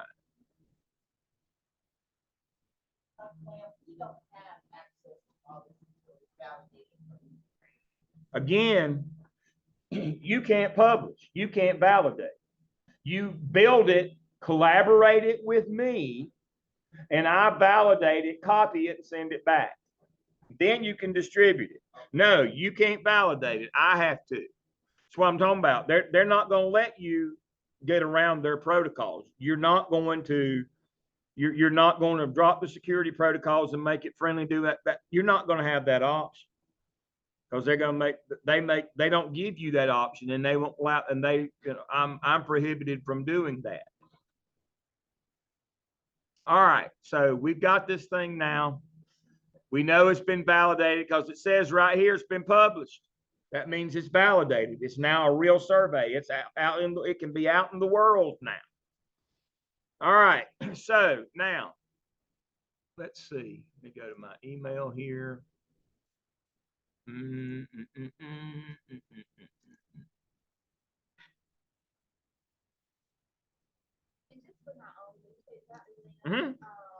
Like what is kind of looking at to run through the validity process? Like I don't know, one of the equations in the background.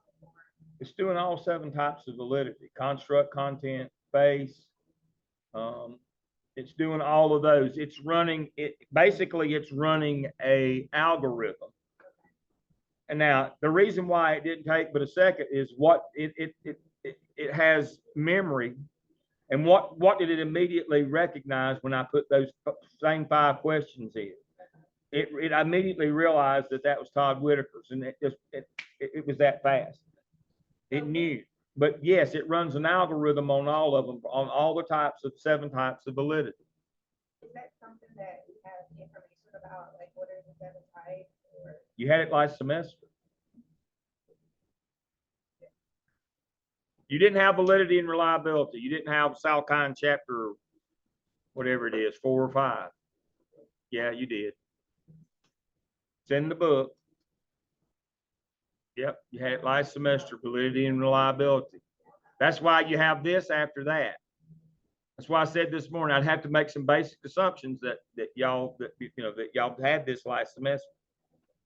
Question for you. So the one-on-one sessions you mentioned, Mm-hmm. would it be best to schedule time with you to review our questions, to approve them, so we can like get chapter 3 done, or? Yeah. Okay. When do those start for you? All right. So if you'll look again, if you will look at our, let's see, what's that say? Do K8O.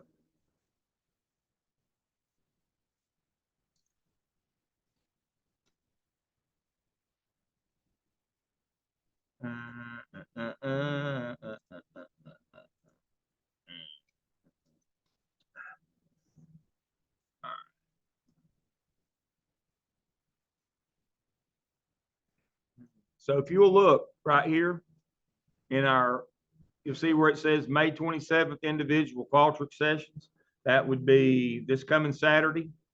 Right here's the link, and just tell me when you're going to be there. I'll be there from 9 to, well, it says you can schedule a session from 9 to noon, which means I'll be there from 9 to 1. And you can add Dr. Jones' class. Yeah. Yep. And right here, July 8th, individual sessions. I'm doing those 2, and I can do more if need to. If you're ready to go now and we need to talk about what you need to do, we can meet this coming Saturday. And just tell me a time or just email me a time and I'll send you this link. But this coming Saturday is your first time.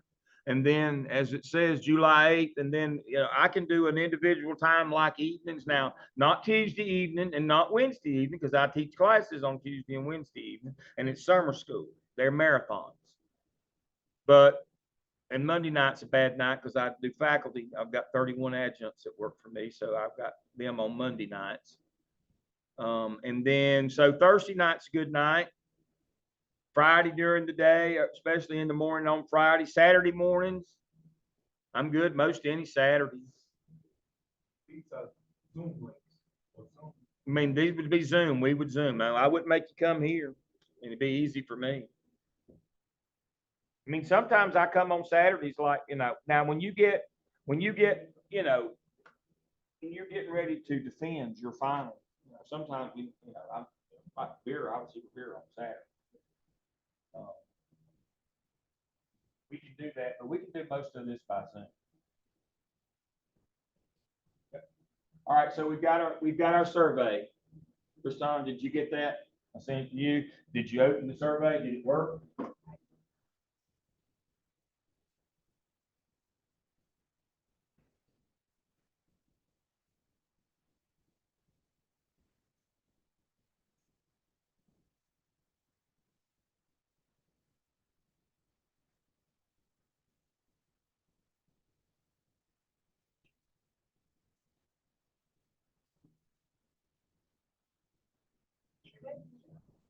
Look at that.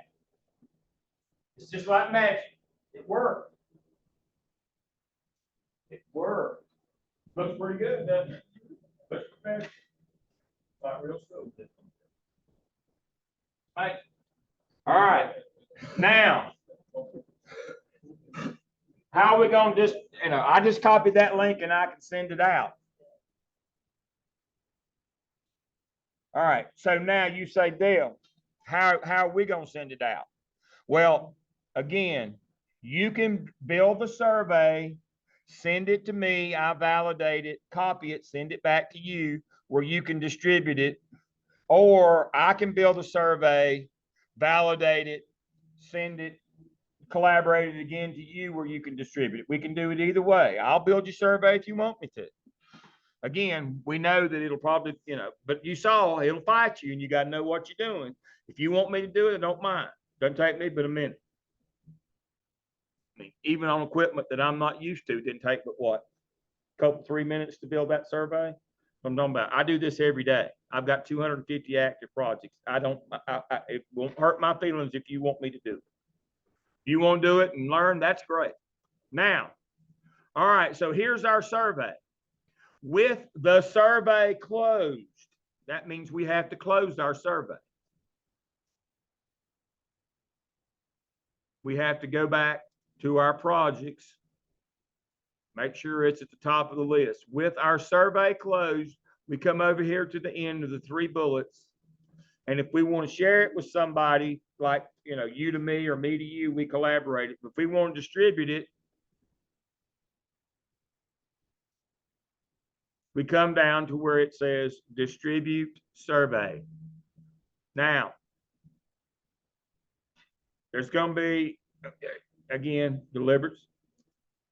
All right. Now, kind of hard to see it when we've got the lights on. You see this line right here? Y'all see that line? On this side of the room. You see this line right here? That's the line of death. You get on the wrong side of that line at your own peril in terms of having to start again. I'm going to tell you that right now. I can't tell you this enough times. That's the line of death. You get on the wrong side of it, there's nothing I can do to help you. You have to pick one side or the other. And the sides you pick is based on your problem, your research question, your literature review, and your methodology. It all has to line up with the side of that line that you choose. All right, what's the difference? Standard with Qualtrics means we're going to form an address book, like a spreadsheet, like in Excel, and we're going to track responses. We're going to know who said what. And that's going to be confidential. It speaks to our research, it speaks to what we're trying to answer. There's a reason why we need, theoretically, why we need to know who said that.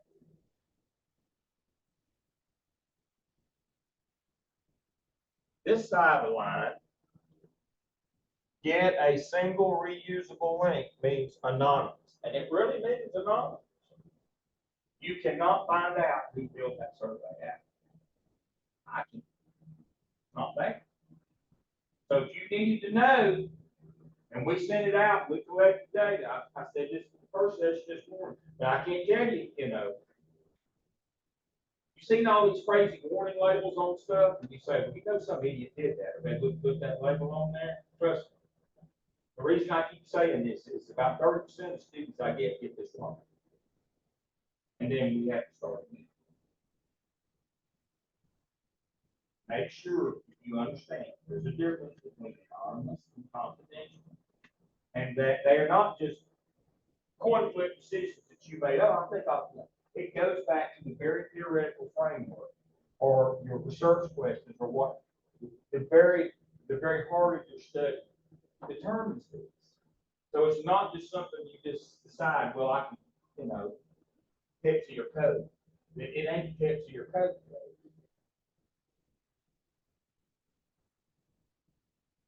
All right. If we're going to do this,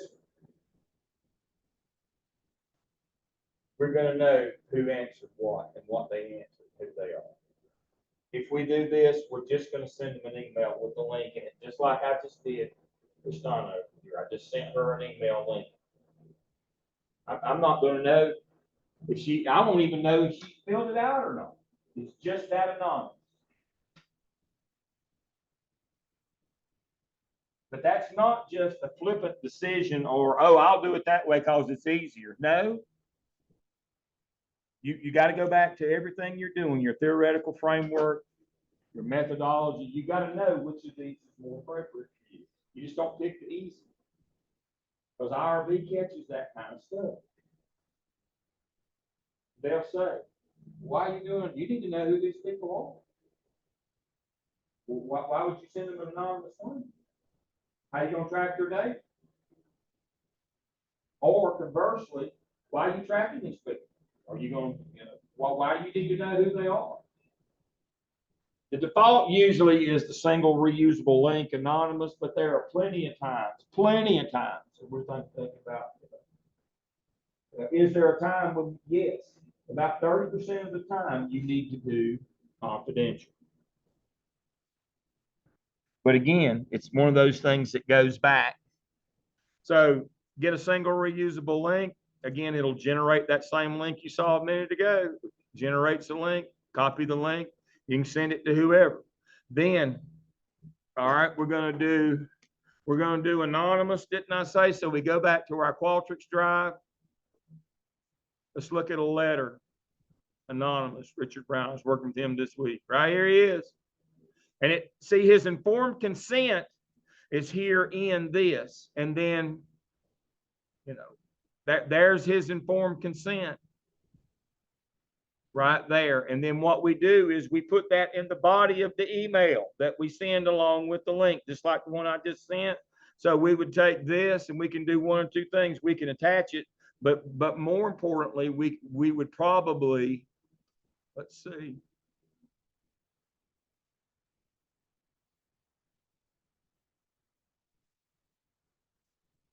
And this would go inside for confidential. This one went inside the survey. But again, it's according to whether we're doing it. So let's go back and do this one. I want to do this one. Richard Brown. So for anonymous right here.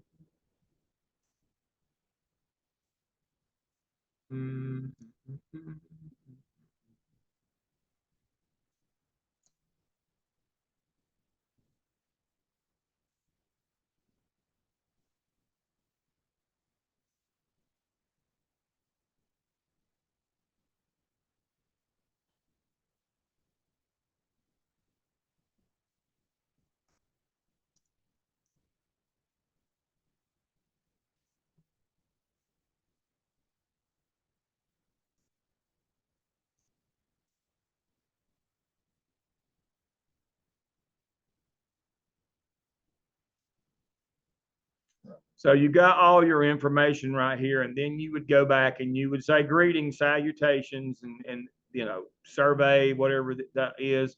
My name is, I am a researcher at Gardner Webb. Here it is, and you would basically do this, and then then you would send it out. You would kind of customize this. I can show you that. Let me see. Yeah. So the informed consent, as long as the in the body of the email and you've got the link, like because it's anonymous, they're clicking the link is kind of the informed consent. Like they granted their informed consent. And now, as crazy as it sounds, that's a good thing. But sometimes they make me go back and put one in the very top of the survey that says, by clicking here, but most of the time you're exactly right. And that's what we say at the bottom. If you agree to these terms at the bottom of the email, click the link and take the survey. It's exactly right. Okay. But I have had them come back with some, the EDCI ladies that make me put something in the survey. But because the last sentence didn't say by clicking, you on the link, you agree to this. And they'd already sent it out. Right. So I had to go back and fix that. But that's a great question. That's kind of stuff they trip us up on. They just skim things. Now it's all about something. So let's see. And then again, if you're doing the address, so we're gonna do how much time we got? We got 2 minutes here. We're gonna break. All right, so here's the deal.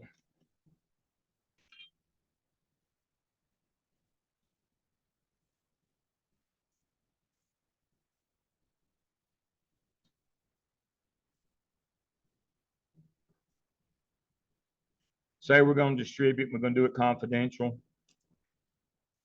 remembering that Qualtrics sends the email, and it reminds you of that.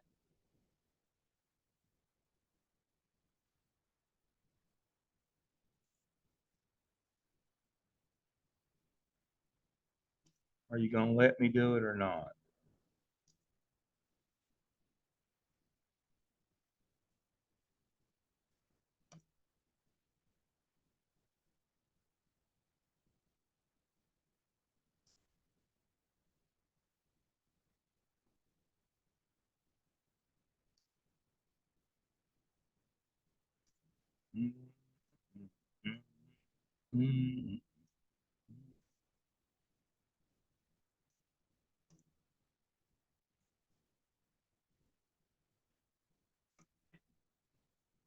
Now, if we're gonna do it confidential again, over here on this side, we had to put, we can put some information in here. Again, it can be in there. We can do it that way, select our contacts, and see, this is where new contact list, we have to do a spreadsheet. We have to know their addresses. We have to do all this. If we're gonna track their data, we have to build a database for it to track back to. You don't do that unless you have to. But if your theoretical framework says that we need to know who said this. Now, one of the things that I do at the end of surveys, the last one, is if you're doing one of these designs here, if you're basically either one of these two designs that you're gonna need to do a follow-up focus group or interview, we ask them to put their name, or we put a link that they can go to a drive. We do it both ways. And now, understanding that when they click that link, they're no longer anonymous, because they have to give us their data so that we can contact them. And we have to plan for that as well. So most of the time, how we get our focus group or our interview is from our quantitative anonymous survey. And the last thing we put in there is either a link for them to click to go to, like my drive, and I set up a folder in my drive, they put their information, or sometimes they'll let me just say, put your email address. But IRB kind of decides that on a case-by-case basis on your theoretical framework. And, you think I'd be smart enough after a while to predict I never am. It's just according to what side of bed they look up on that board now. And so some of them, I've got a box, you put your own email in, some I've got a link to click, go to another survey, some I've got a link to click, go to a filter.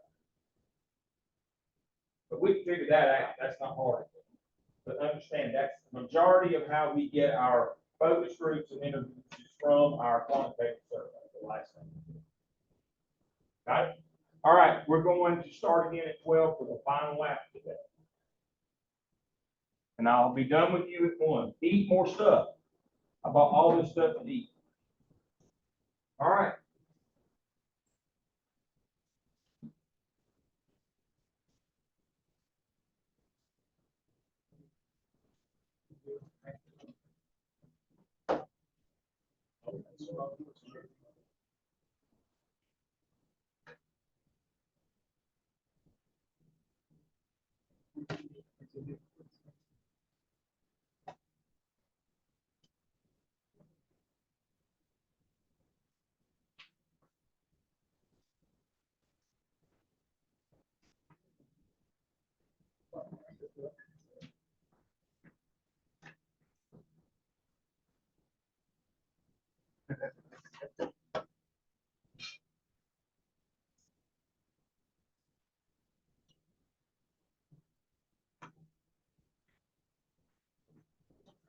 Dr. What do you need the project from? So I'm a hands-on person. Yeah. So I was trying to create, make sure I get it. So how do I delete this project? I was just trying to make sure I get it. Yeah, you want to delete that? Yeah, those are nothing. Those are the examples that I was trying to. Click on that.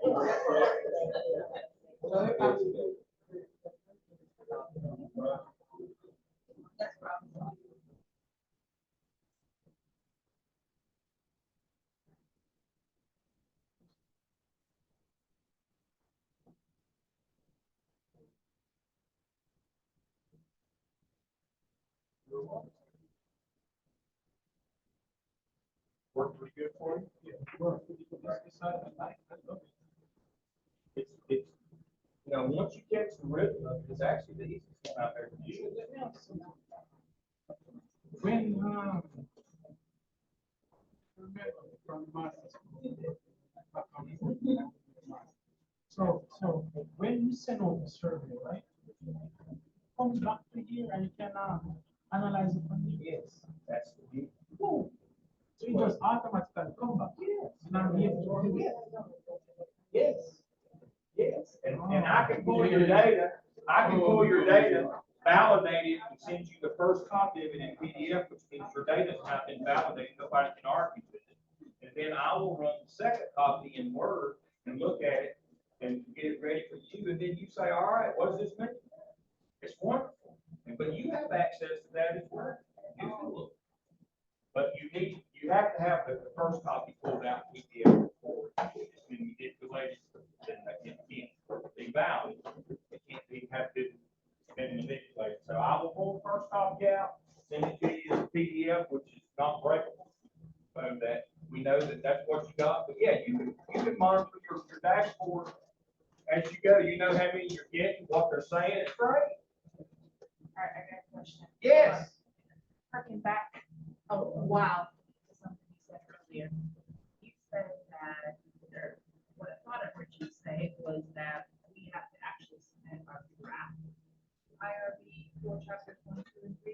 Is it No, you not- gotta do it we for gotta me. do it- Oh, so we submit the draft to you, or Dr. Hamilton? Yes. For feedback. Yes. And then that's what drives the IRB proposal. Well, exactly. And so what happens is you submit your draft of chapters 1, 2, and 3, and we tell you if you're ready to defend or not. Once you defend, you have to fill out the IRB form. You send the first draft of it to us, and we say, yeah, that looks like it'll be okay or not. But now, I have never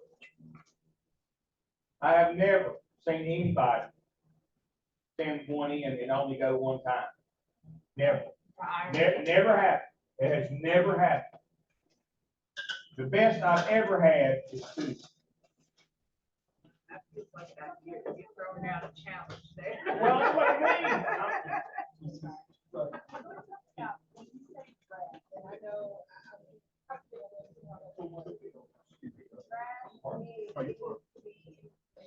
possible or drafting.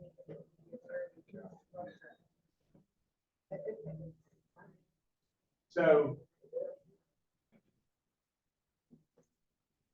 this is a simple answer. It's got to be as best as it can be every time it comes. That's the difference between a draft and a rough draft. Now, understanding, remember now, Dr. Hamilton's the English major. Y'all know me, I'm barely speaking. He's an English major here. But rough draft means what you mean. Draft means it should be perfect. If it can be perfect, have it perfect.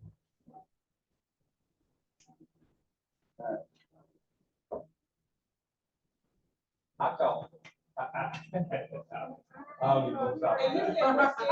chemistry and physics very bad.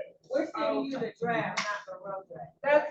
That's why. A draft is as best it can be, Okay. not a rough draft. You will never ever hear me say rough draft. So Remember, all like. APA standards, everything should be there. Everything. So, and then the other question I have, and I'm probably.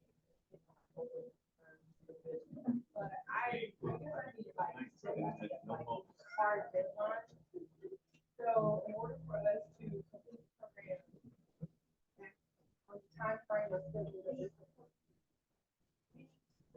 Our first 3 chapters to Dr. Hamilton by the end of this semester, is that correct? To prepare to set the IRB. I think it needs to be, I think we need it by December. So I think that's where a lot of, and I don't want to speak for everybody, but I think there's a lot of confusion about hard timelines. Well, they won't let us do that again. Doctoral programs are not supposed to be cookie cutter production lines. The dean has prohibited us from putting out timelines like that because he says that implies that you'll finish on that timeline. And so what I am telling you is, I'm old and don't have anything else to do. It doesn't, I don't need the timeline. I turn stuff around in a day. If you give it to me one day, you'll have it no later than the next.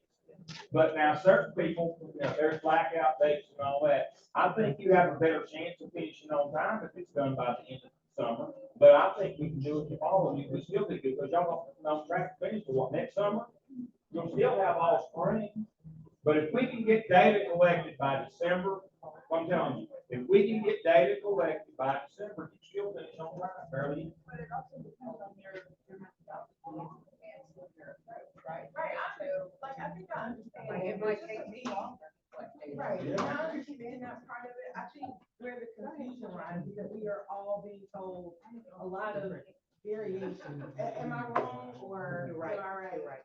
Okay, so that's just us. What variations? I need to know what those are.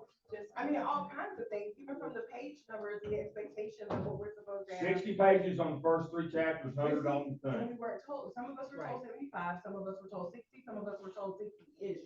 So there's a lot of confusion. No, there's no confusion. It's Oh, 60 and 100. It is confusion because we're getting information in different classes. But I'm not understanding where the information comes from. I am it.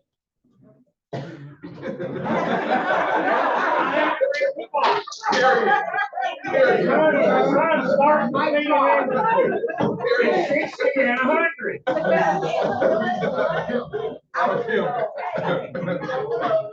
Not the Yeah. Yeah, but I can't, I don't know what else to tell you, but you're exactly right. If it's been confusing, then that's why I'm here today. Thank you. I'm here today. As you can probably tell, I'm not a very great person. It's 60 and 100. And what I say is what goes. That's the way it works. Can you throw in a principal and your kids in there just one more time so we can hear it? Just one more time. Major tape. Major Major tape. No, it's all, but we can finish, I'm telling you. If we can get your data by Christmas, we can finish. If we don't get your data by Christmas, then it's gonna be hard to finish because of the blackout and the time frames. You cannot propose and defend in the same semester. We don't get into that. But the time frames on the blackout dates is, if you got your data by Christmas, we can get a draft of the first, 5 chapters sometime in January, February. We can get it to turn it into the editor, and we can make that whatever it is, April deadline that the college has for graduating, or May 4th, I believe it was this year for summer graduation. Dr. Lamb, Yeah. can you run that back again? If you got your data by Christmas, So this summer, we're supposed to devise our research questions, get those approved, right? yeah, And then we do our proposal, or? you write your 3 chapters Okay, so at what point do we do the proposal? after the 3 chapters. So we have to have 3 complete chapters? 3 complete chapters of 60 pages. 60 pages. And then we do your proposal, you pass that, then we go to IRB. And to have your proposal, you gotta have your document. IRB requires all of your survey and your collection. So is proposal supposed to be for the fall semester? That'd be great, we could do it then. So proposal then. Yeah, And then we also need to have what else at that point? So chapters 1 through 3 are done, then we do our proposal, and then. we'd like, in a perfect world, you'd like to have everything kind of solidified by the end of the summer. Do your proposal in the fall, get through IRB and get your data. You got between now and December to do those things. And it's kind of up to you. How, now, I'll just tell you, for the last 5 years, I've been doing 738 in the spring. I've redesigned the course and been doing it. And when folks came out of 738 with me, they had their proposal. They had, the final project, qualitative and quantitative, was their proposal. They were ready to go. Was that the plan that we just did? Yeah. We don't have it. No, I mean, our presentation is aligned to the pieces of the Yes, IRB yes. proposal. It's not, we have not written the IRB. Yes, what I proposal. mean. Right. And then sometime during the summer, I would work just like I'm doing now. I would work with the folks I just had in 738. We'd take what that final project and we'd get it ready to write their chapters. Which is what we're gonna have. That would be me. Oh. Him. Timothy. That would be me. Well, I'm here. So I just want clarity, because, I don't want to come across as being, you know, that person who's always complaining, but each time the cases, let me not say we, each time I face, a professor, a lecturer in this course, it is something different, right? And, it's like, everybody's not on the same, wavelength, to be honest, sir, no disrespect. But, as a leader, I have to be sincere, honest, and fair. So it's like mental confusion that I am going through is that information changes so sequential, you know, so often, right? You get this from one professor and another professor gives you something else. So it means that for me, since I've been in this program, I've changed the course of this DIP, which seems like a full-blown thesis now, so many times, because requirement and the content that constitute to the final paper changes so often. Oh, we are doing this. Oh, no, this is we are doing now. So I want to ask a question. What constitute to the proposal? Is it the three first Three chapters. 3 chapters, So after 60 pages. after the three chapters, you can unmute You can defend. But we need to have all 3 chapters done. Is it before August or is it December? Like in order to propose? Between now and December, you need to write your 3 chapters, defend your proposal, and get it through IRB so you can collect your data. So essentially, we should target probably like mid, fall semester to do our proposal, essentially, so that we can start the IRB, because it takes months. Because at one time, someone told us it was like 2 weeks for IRB. So I think, we don't have a clear timeline. There is no, again, I'm gonna say it again, there is no clear timeline. The dean is very concerned that folks had this notion that you just put the time in and not the work, and so he has abolished all the timelines. When you're ready, you'll propose. When it's good enough, it will go on to IRB, and when they say it's done, we'll collect the data. But we can't just say on this day, you know, you've checked the box. Now, you know, this is his vision of how he wants things to change. Has it changed a lot? Yep. Why am I here today? Because I'm the methodologist. When you get to me, we work. I don't worry about timelines. I can't get into timelines again. He's banned the whole notion of timelines. Where if you get to this point, you automatically get to go on. He says that's out. So between now, whatever today is, what's the day? 21st? And by the end of the fall, you need to have written your 3 chapters, defended, and gotten through IRB. If you want to graduate next summer. Again, he says there is no guarantee that you just do 3 years anymore and finish on time. He has completely removed that as the option. You will finish when you have done the work, according to him. Now, if you want to go and fight him, go right ahead. Yeah, because this costs per semester, so I mean, that's a big statement. But there's no guarantee that you do 9 semesters anymore and you graduate. That he has completely taken that out. So when did that happen? Because Last year, that's why you see all these changes going along. He has decided that will be the vision. Yeah, because I mean, with the changes, you know, we're getting pieces of the information and we haven't necessarily,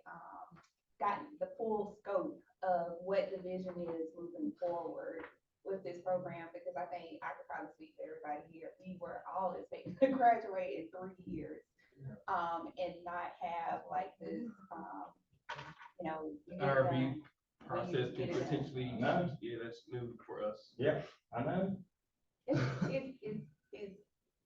I'm just, But, you know, the group that's, you know, to be quite honest with you, the group that was here yesterday that are finishing this summer, they had to adapt to this as well. And they finished this summer, and we got through everyone then. Well, there's one, I think she's gonna decide not to. A few of them told us yesterday they didn't have to do the IRB. They're not right. That's not true. They did it through me. I did it for them. Yeah. I did it for them. But, that option goes away after this group. It's gonna have to go through them. I did the expedited with them. I'm an RB person. But a lot of that ugly stuff I was talking about today, that's kind of self-reflecting. So I got them all through. They did have to do IRB. I got them through IRB on expedited. I made sure that all of their, that I wouldn't let them pick something gonna be too hard that was gonna take a full review. I did, everything we did with them was expedited. There's 3 levels of IRB. Y'all know that, right? Y'all were paying attention when she taught that last semester. She did IRB with y'all. You told us to circle those two. Yes. Expedited. Right there. So we should still do expedited 4 weeks? Yes. Okay. And so what I did with all of my group of 8 that are finishing this summer, they all did expedited and I did it for them. They had to submit it, but I got it through. I will not have that option next summer with y'all. To be honest, the course I applied for online, it's not the same course. No, it's not. It's not, and it's wrong. Because if we all get a lawyer, we cannot lose. It's wrong. The course that I saw online and read for, the seminar that I went to, and a lot of people here, they are thinking the same thing, but they're not talking.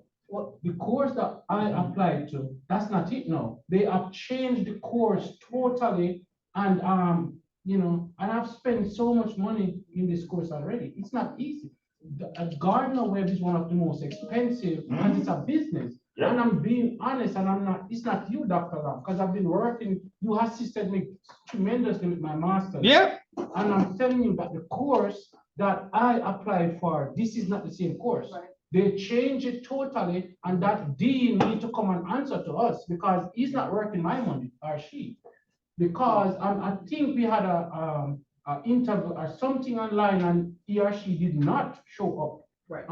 Well, that was because the group that's finishing this time was mad, but he didn't come. Yeah, he didn't. But you see, he or she, the only person I fear is Jesus. He should come and answer to us. Because, and I'm serious about this, the course I applied for is not, because there was no IRB. You didn't sign up. I didn't sign up for all of this crap that is happening now. And now it's caused more stress on me, because if not, I could have gone to UNC Greensboro, I could have gone to UNC Charlotte, or in one of those programs. I saw this program, I was attracted to it, I signed up, and I have been in the program now. And then they are just turning everything around, and you know, it's not right, it's wrong. Right? And because it's a private university, they think they can do anything and get away with it. It's wrong. Has it even been proposed that we could get grandfathered into the, Oh, yeah, term? that's not gonna That's happen. what I asked the dean, and that was the response, no, and I asked, what, that's Like, why not, not? What's the? yeah, it doesn't feel ethical, I mean, that's Like, what, what's, It's why not? unethical what they are doing to us, and they taught us about ethics. Everything that they are doing to, especially this group, is unethical. It is. So, another question. So you said that, would you be able to do our IRB process? You said up until No, next summer? no, So if you got it before then, would that be- no, it's done. That's what I'm talking about. I did it for them last semester. It's done. It is done. Everybody will have to go to the traditional one now. What am I trying to find here? You have to do it like maybe 1 year long. All right. I mean, maybe still says finish yours already. Of course, you have to do to get the certificate, because without the certificate, you cannot submit for IRB. You have to do that certificate and it's a law. So City you better program, start. the You've already done the city, haven't you? That's supposed to be your first assignment, 7:38, you got to do the city, CIPI, RFE certification. We did it in person before. Yeah. First semester we were in the program. Yep, you were supposed to do that, and then that was the first assignment, if you hadn't done it, you had to do it as your first assignment, 7:38. Consultancy, our first consultancy. Yeah, and so you're not wrong, but now again, you'll have to argue that with the dean, and there's gonna be some program changes, I suspect, in the next 2 or 3 days, 4 or 5 weeks. For us? Not for you. There'll be some program changes, because of many of the things that were just said. Folks are not happy. And so we'll just have to wait. But now, again, I just show up and work. I'm a methodologist. I can get you through. I do this every day for a living. So Dr. Lamb, how are these changes gonna be communicated? Well, I'm telling you, 60 pages, 3 chapters. I just told you what has to happen. I mean, I can't be any clearer than that. Now, I'm saying, like you said, some additional changes that are happening. That personnel changes happen all the time. I can't It's tell gonna be a you. personnel. Yeah, there'll be personnel changes. Before the summer's over, there'll be personnel changes. That happens in every organization, but people aren't happy. It happens in every organization I ever worked in. Summertime, there's all that. But it won't change what happens to you. Dr. Lim, coming from working in the university, we was there when students matriculated in, whatever cohort or year group they.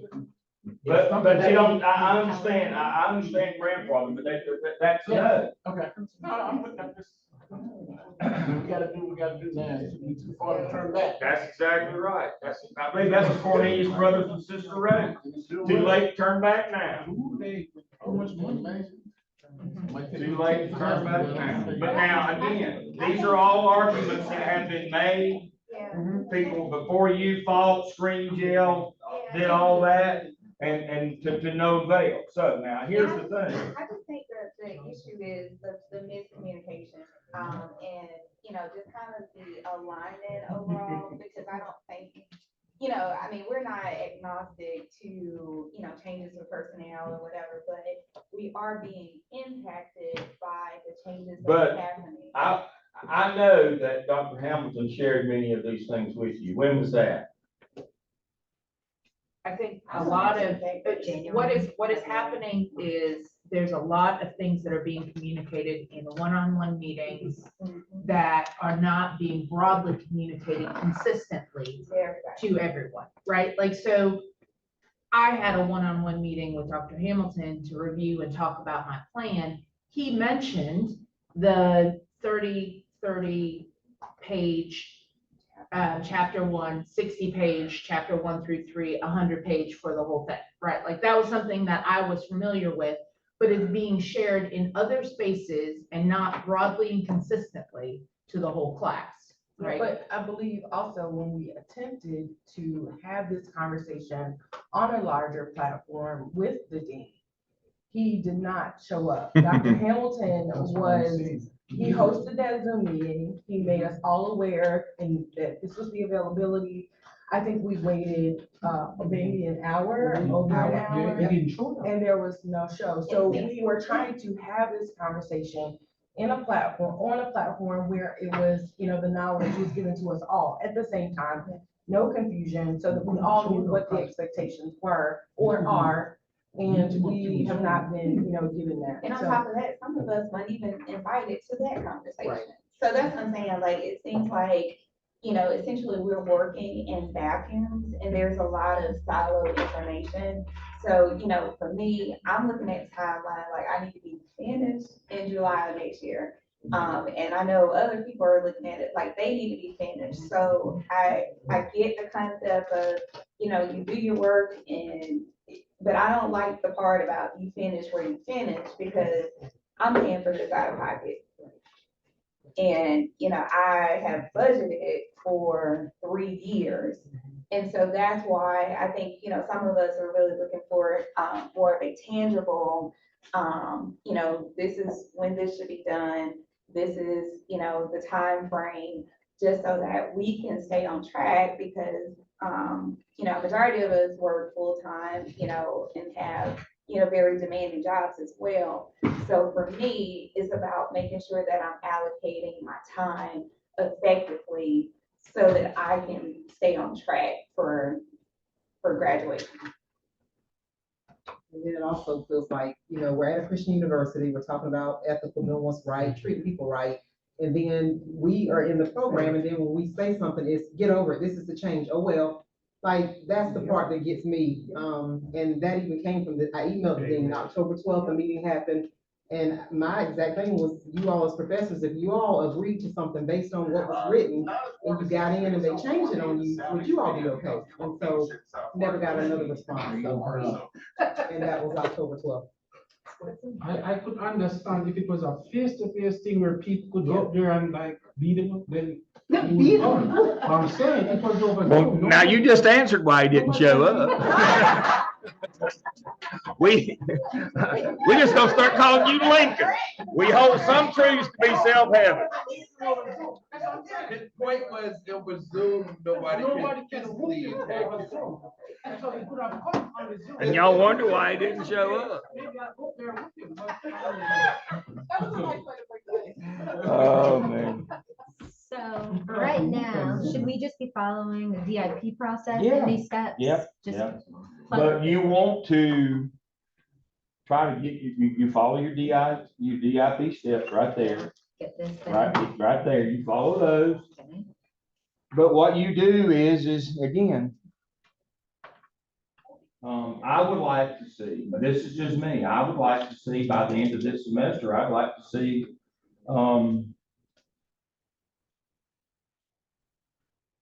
you have picked your instruments and you come up with what instruments you want to use. Now, whether you've written all 3 chapters and flushed them completely out or not, but that my job is to get you an instrument and get us, where we can collect data down the road.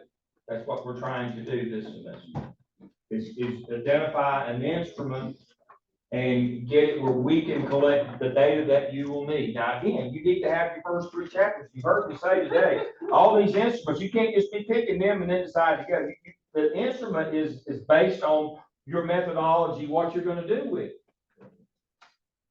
You should have come out of last semester with a pretty good idea of what your project is. You had to do a qualitative and quantitative project. I don't think we did that. You didn't do a qualitative and quantitative project in 738 at the end. You did. That was the final PowerPoint. That But was it your was pro- just, but the PowerPoint was just based on. It was based. It wasn't necessarily qualitative and quantitative. It was Yeah. just talking about The what cohorts framework ahead we're of us, using. they actually did Yeah. 12-page paper on quantitative. Yeah. and We we did not. didn't have to do in a 12-page paper on qualitative, Yeah. which was one side of them like, oh, I'm glad I had to write a much paper. But on the other side, it was beneficial because now they have all the information. to That's plug correct. into. That's when I thought it, that's what I had them to do. But now but they're saying, well, we're gonna streamline that process and not make you do that so that you're ready to move on. That was something I had them to do, which was extra. But you came out with an idea of what you're gonna do, didn't you? I mean, You had- essentially, you had information what for we you. did is, we had our topic, we picked a framework from the list, but Yeah. that was to the extent, like, we didn't go past that point. So that's why I'm like a little confused about the context of what it is that we should have taken from that class. You should have your problem, you should have, do you have a partner? Do you have an organization Yes. to partner with? All right? We're halfway there, but we're still living on prayer. You know what Joe just said? Right. All right, we're halfway there if we got a partner. All right. Do you have a problem? Yes. All right, we're good to go. That problem leads us to our research questions. So we have research questions. What do we want to know? Yes. All right, so we've got that. Now, that would lead us to our theoretical framework. We picked one of those 5 that I set up for you, right? I picked the 5 easiest ones. Hertzberg, Maslow, all those, yeah, I picked 5. Or others. State. Now, if you want to branch out into Bandura or the rest of them, that's up to you. But now I've narrowed it down to 5 so that we could go fast. There was a reason why I only picked 5. All right, so our theoretical framework, so we do our literature review and on our topic, whatever our topic is, and we do our lit review on our theoretical framework that says that we'll use Hertzberg. Satisfaction is not a continuum, you either are or you aren't. There are things that make, the same things that make you stay are not the same things that make you go. That's what that means. Right. And so we understand that. And so we've written chapters 1. We're writing our literature review. Chapter 3 is all right now. Here's the data I need. Here's questions that I answered. What data do I need? How am I going to go get it? Well, I'm going to survey. Do I have a survey? No. I do a Bulldog 1 search. Do a Bulldog 1. Is there somebody else who's already done this? Don't reinvent the wheel. Somebody's also just replicate theirs. And ask for permission. Do you have is there a protocol for asking for permission? Just an email. Well, we just need email documentation that they're okay Yeah, with us. that's it. That's it. Just email I just didn't know if that was something that would have to be submitted. to Yep. IRB. them. Yep. And then, you got your three chapters. We determined your instruments. We put them in quadrants. I print out a hard copy that you attach as a file to your IRB so they can see that it's been validated, that you're not talking to your hat. You aren't going to use SurveyMonkey, or you're going to use some non-validated data collection device. We go over there. If we use the 5 that I told you, and you do it like I told you, we're going to go expedite. We're going to see if we can do expedited with them and get it done as quickly as we can. But every time it comes back, it's another 2 weeks, because if you have errors or if you sent something rough or whatever. We go over there, we'll try to get you done and get you out of there in the fall. And then collecting data is 2 weeks, folks. It doesn't take forever. And you've got it right on your dashboard. Okay? And then you write it up. You've got all spring and all summer. You got up until May. You can defend all the way, let's see. You can defend all the way up until what, the first or second week of July and finish in the summer.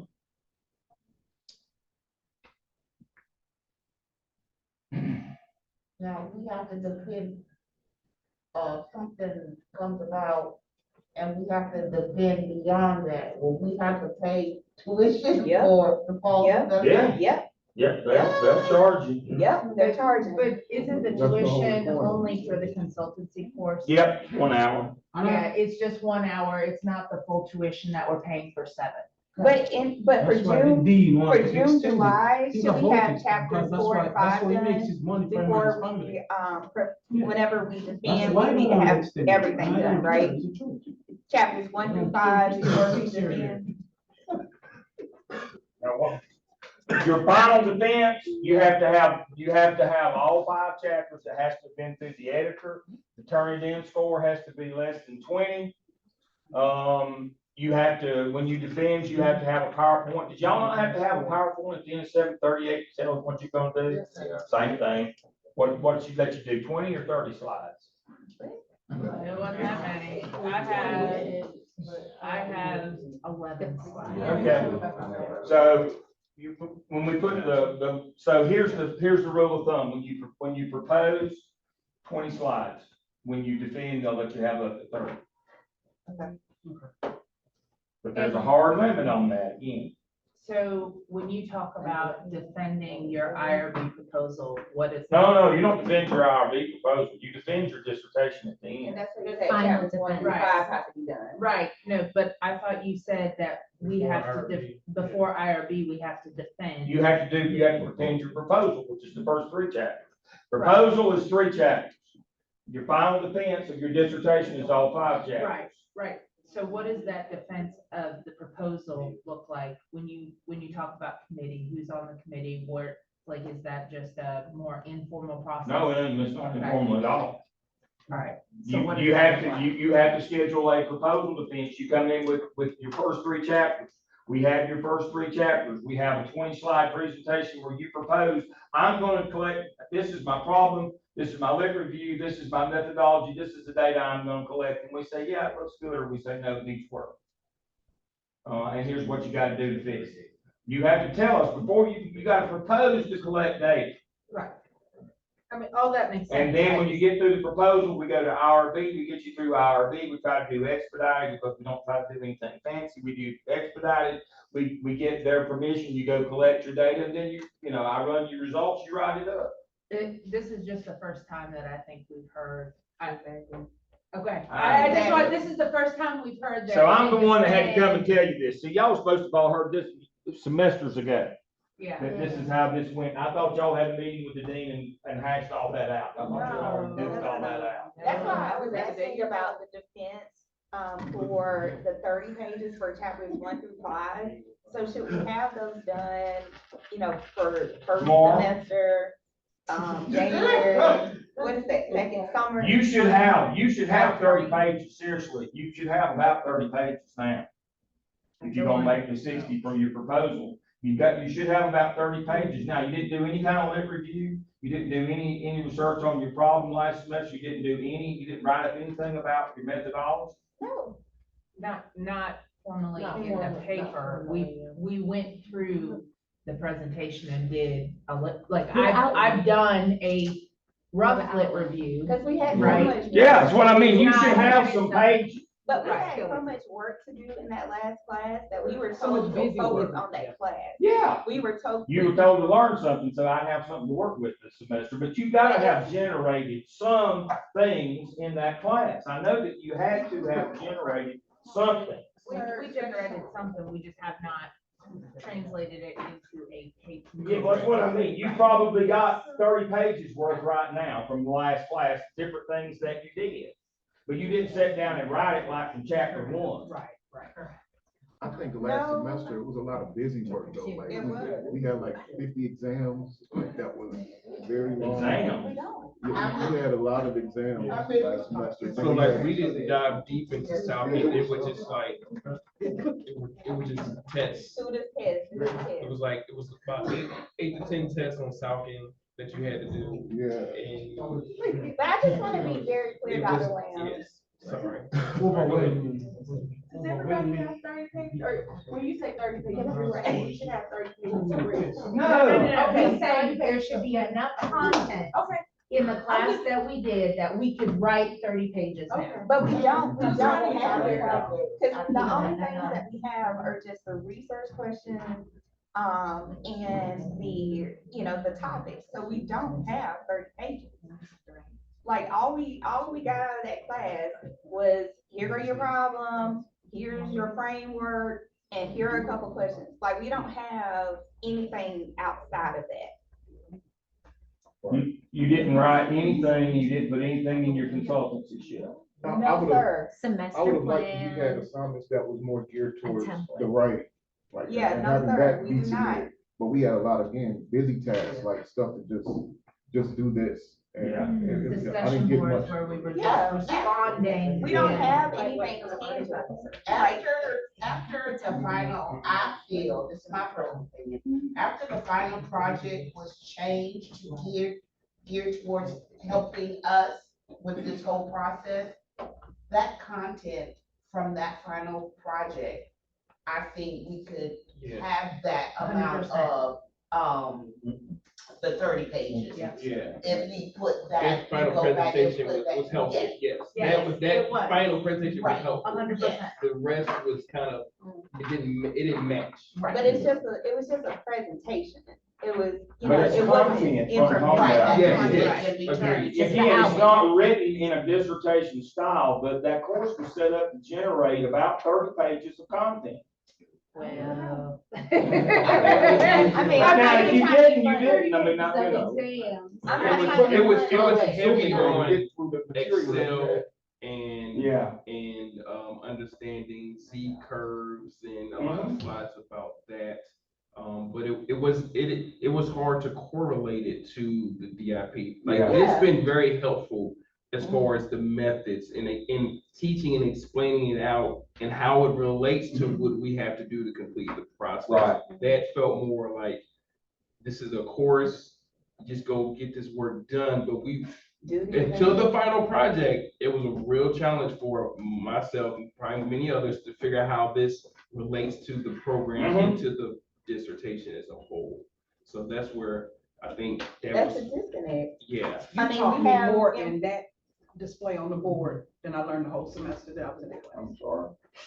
And so I'm eager to know for the summer course that we got, like, will it be more busy work or will it be stuff that we're doing that's actually? Today is what I do all summer. This is it. This is all I have. But we don't all No, have. no, we we have gotta, proposed- we got already. And again, I can only, you know, in the absence of my wife being here to tell me what to do, I can only talk to me. If she were here, you could talk to her, and she might could do something different, but I can't tell you what whoever's gonna do. Now, I'm only here for the half where I work Walters, and this is it, and I work with you on this stuff. Now, if Dr. Hamilton's got content, or, now you saw, you can see, this is all I've got, this is me. This is all we do for me this summer, because this is important. You need to be writing, you need to be pulling all that stuff from 738. And again, I can't, it's not, everybody does this. Dissertation is individual to everybody and where you are. And that's why I do it individually and work with you as individuals, just like I did the 8 that I've got right now. 4 of them they're already approved to defend. And I've got one, you saw me, Sean just sent me his first draft last night, and we got him down to 13, but he's 8 pages short because I had to change his margins, stuff like that. And so he'll be number 5 of my 8. So I think 7 of my 8 are going to make it, you know, but again, we don't just do everything together. I mean, once you get through 738, starting this semester, it's now me and you. That's why I said, you know, if I don't get up in the morning, you don't get any sunshine, because I am it. I will work with you from here on out. If I have to, it doesn't matter who I have to fight, I will get you through. But now you got to stick with me. And I will get you through. I get everybody through eventually. Nobody left behind. I don't care whatever they say to do. I mean, I work across all 3 programs. I have EDCI doctorals. I have EDLS doctorals. I do methodology. You know, I don't do something else tomorrow or the next day. I do methodology. And that means I will get you through. I'm not the best there is. I'm just the best Gardner Webb Scott by a long shot. I'm here for So- it. Hey, I am. It ain't even close. Now, I'm not telling you I'm the best in the world. I'm just the best we got. I do this for a living. You do realize I just celebrated my 30th anniversary of having my doctorate. I've had it for 30 years. I got mine in Chapel Hill. I got the real. So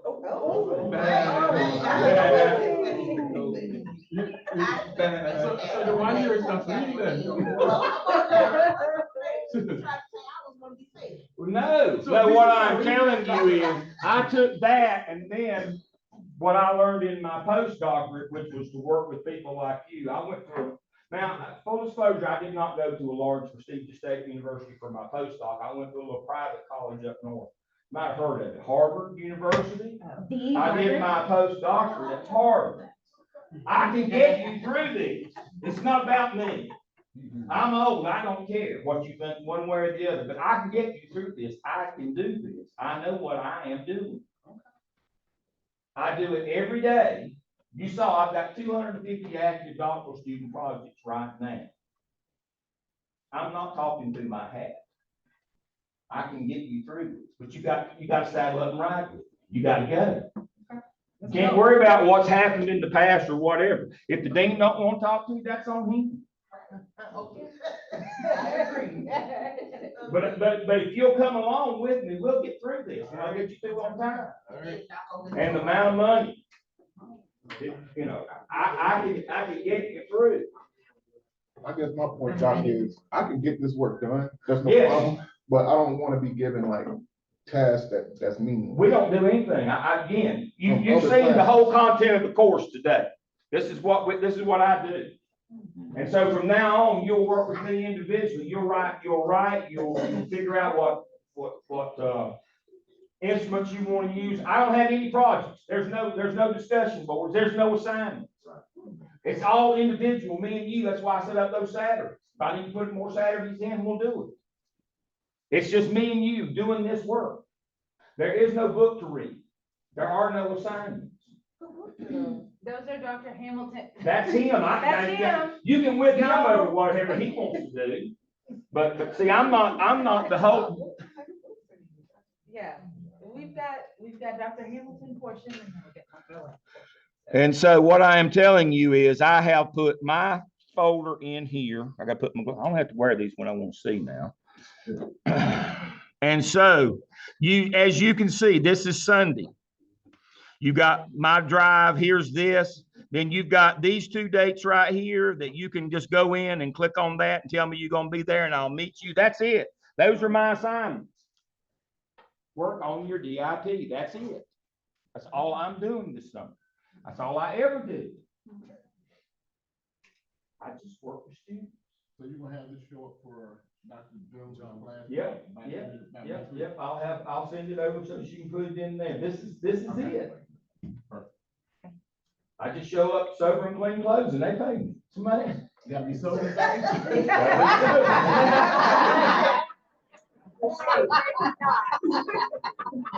Sober and clean clothes, that's it.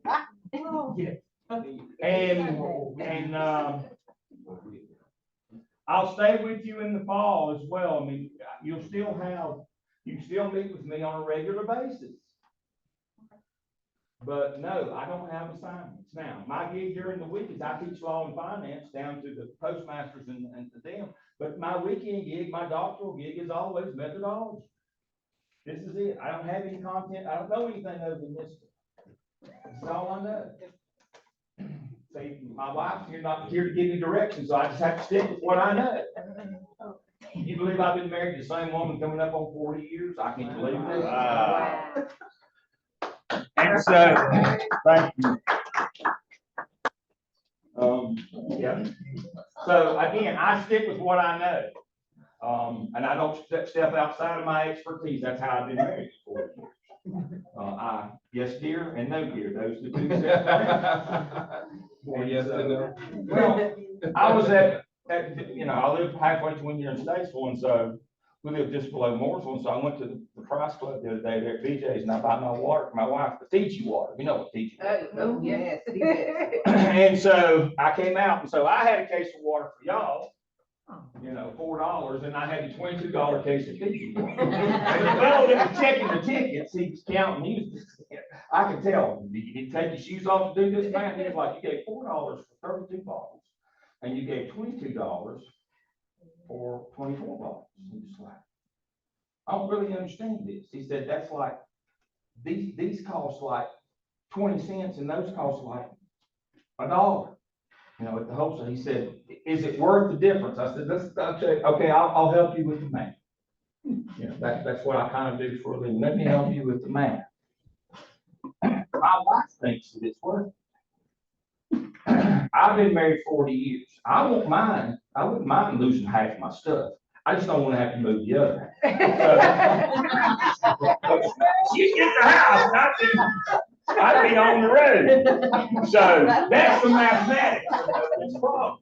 And he said, I get it. So it is worth it. I said, you got it. See, I taught you the math. I feel so good about myself. That I have helped another human being today. And so that's the math of that. But this is it for me, folks. This is what I do. I work with across all 3 programs. I'll have a group of EDCI doctorals in the fall. And this is what I'll do with them. You're not retiring anytime soon. No, I'm not, as far as I know. Cause they know worse than going to, Do what now? you might be the next dean. I might do. You never can tell. No, what was the dean said one time, and I was working with students, and he was jealous. He said, what are you trying to be dean? I said, no, I already been a middle school assistant principal. I was one of them when you was still in short pants. That was 35, 40 years ago. What are you talking about? Why would I want to be dean? That'd be a demotion to have to sit there in the office and do paperwork. I already been an AP in middle school. Are you still doing the Mills program? Yeah. Yeah, that's what I do on Tuesday night and Wednesday night. I teach them. So I said, on Monday I do mails, and that's when, you know, I've got 31 adjuncts that work for me, so we do our faculty and all the work we do is on Monday, I teach on Tuesday, Wednesday. And so I work with doctoral students Thursday, Friday, Saturday. But now you can call me during the day. You know, it's the same as then. Don't call me after 12:30 a.m. And then you call me after 4:30. I sleep from 12:30 to 4:30. That's it. That's it. That's all I need. We get our data. I send you a copy of the PDF. I'll pull it out. I'll send you a copy in Word. All right. Once we get it, this is very important stuff. I hope they covered this with you last semester. But it's immaterial because we're going to do it anyway. All right. So here we go. I've got two documents here. I got one document and one website.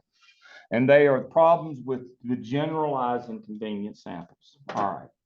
Y'all learned about population sample last semester. I know you had to learn at least that much. All right. Problem with a convenience sample is what? It's not random, right?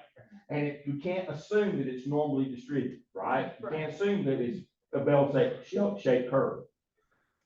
Well, how do we know that that group that we're collecting data from, if it's a convenient sample, which that's what everybody's doing, how do we know that they're normally distributed? We don't. We have to check and see. Now, if we're only going to speak to that organization, we don't have to worry about that because we don't care if they're normally distributed. This is what this says to you. Here's the problem with that. We got to generate another 40 pages, right? Right. Yes. We got to have some results to talk about, right? Yes. And some recommendations. If we want to speak beyond that one particular organization, that means we would generalize our findings to other organizations that look like them. Well, to do that, we have to test our data and make sure that the group that we pulled it from, that convenience sample, is normally distributed, that they're not an outlier group. You know what an outlier is, somebody that's way off the scale. All right. So what we do is we just have to run chi-square. I'll do it for you on each of the questions, and then what it will yield for us. You got to know how to do observed and expected frequencies. Doesn't take me but a minute to do that, and we get a p-score where the probability of of error is less than 5%, and we're golden. I will do this with your data so that so for each of the quantitative questions that we have, name the number of questions, for example, possible answer choices are 4. We had 20 people that responded to the survey, and so our expected value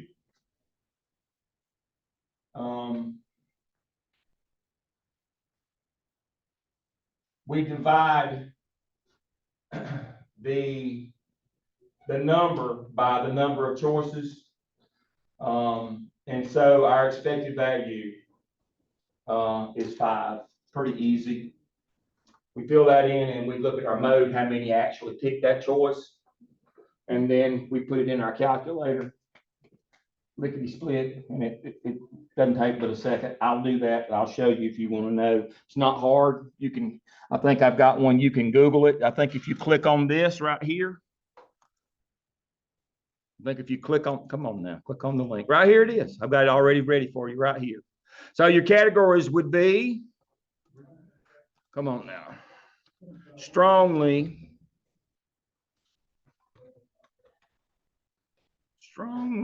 this. Would it bother anyone if I cut the light?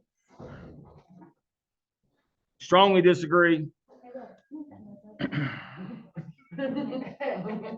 Again, we got to put them in order. Disagree. So they don't have to go in the same order. Yep. Disagree.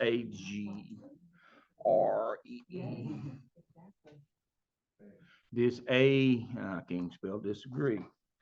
backspace this page. And now, come on here, delete. Can't find delete on this thing. It's a super small little button. It's dark over here. The biggest. Sorry. Ah, you're I kinda fine. like- Disagree, agree, and strongly agree. It's got to be in the same order.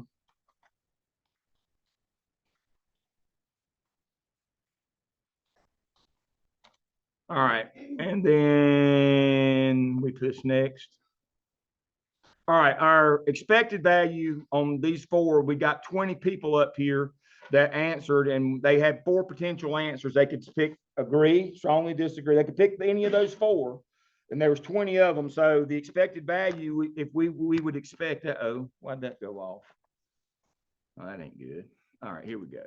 Is what, 5? 5 is our expected, and then we would go to our data and get our observed. Let's say it's 0. This is the mode from your results, and I'm going to show you one of those in just 1 second. All right, so let's say it's, well, I could pull one. Well, no, I'd have to put my disk in. I don't know if it'll take it or not. So let's say it's 0. Nobody strongly disagreed, and only one person disagreed, and then everybody else was kind of equally split between, they're pretty happy. And then significance level, this is social science. Now, for medical, it's 0.01. Social science, it's this. We calculate, and it says the result is significant at that level. And so what that means is that group that answered that is fairly normally distributed, and we can talk about everybody, whether it's in our organization or not. We can talk about everybody that's part of that sample. Say it's first-year teachers or 0 to 5 teachers. We talk about, we can generalize what we found to all 0 to 5 beginning teachers. That's what we want to do. What that does is that opens up your chapters 4 and 5 from being 3 pages long to the required 40 pages long. About very important question, to me, as it relates to using politics with qualitative, because I realize that it is perfect for quantitative survey. You can do some open-ended. So that's what I want to ask, like for qualitative, Oh, can it's they great. provide responses? And it'll stack them for you, and then we take them and go to Chat Sonic or Chat GPT, turn the AI off, and it'll find their things. You write it just like that. So you just I do that all the time. Ask a question and they provide responses. You just open, you just do a box for them, a text box, they just write it in. Awesome. It's great. And then when we run our results, it puts every one of those narratives that they wrote for that question, you have them all in one area, copy and paste them. I've got a Chat GPT account as well. And I use Chat Sonic. You actually turn the AI off in Chat Sonic. Or was it Right Sonic now? I think they've renamed it. And it will do your things just like NVivo. I've used NVivo for 30 years, folks. You know, NVivo is a software package that finds your things for qualitative. Y'all know that that's what we do is thematic. Right. And so it does exactly what NVivo does, except it does it for $20 a month rather than $6,500 a year that they charge the university for it. And so, and then you've got your themes, easy peasy, just like that. So yes, if you can avoid doing it now, this is grown people talk. Avoid focus groups at all costs. Avoid focus groups at all costs. If you're gonna do interviews, okay, but the best way is to open-ended survey. Otherwise, you don't want to be as old as me when you finish. You want to finish on time. Don't get involved in survey. Don't get involved in interview. And do not get involved in focus groups. Thank you, because I was advised to do a focus. No. I was advised also, No. sir. No. Do a focus. A matter of fact, we're not good because we're gonna meet another lecturer that tell us, and that's this thing with us. We need to stand up for our foot. It's not slavery days anymore. Don't do crazy stuff. Dr. Lam, I love you, sir, but I'm saying that we are going to meet somebody else, and that's where because all the university lecturers need to sit one place and go through a learning process, and and be on the same. I was told for my last presentation, I can show you it, send a copy to you. I didn't have a focus group in it because in Jamaica, they told us to keep away from it. And I leave- Absolutely, that's they leave it great out. advice. Both female lecturers for the last course we have, they said you have to have a focus group. That's what they told me. So now it's like tug of war. Somebody pull my head the other way. But see, I'm your methodologist. I don't want to do focus. Thank you, sir. I'm clicking it out. See, that's what I'm talking about. We do stuff just that fast. Doesn't take us long to do anything. Here's the problem with focus groups. There's two problems.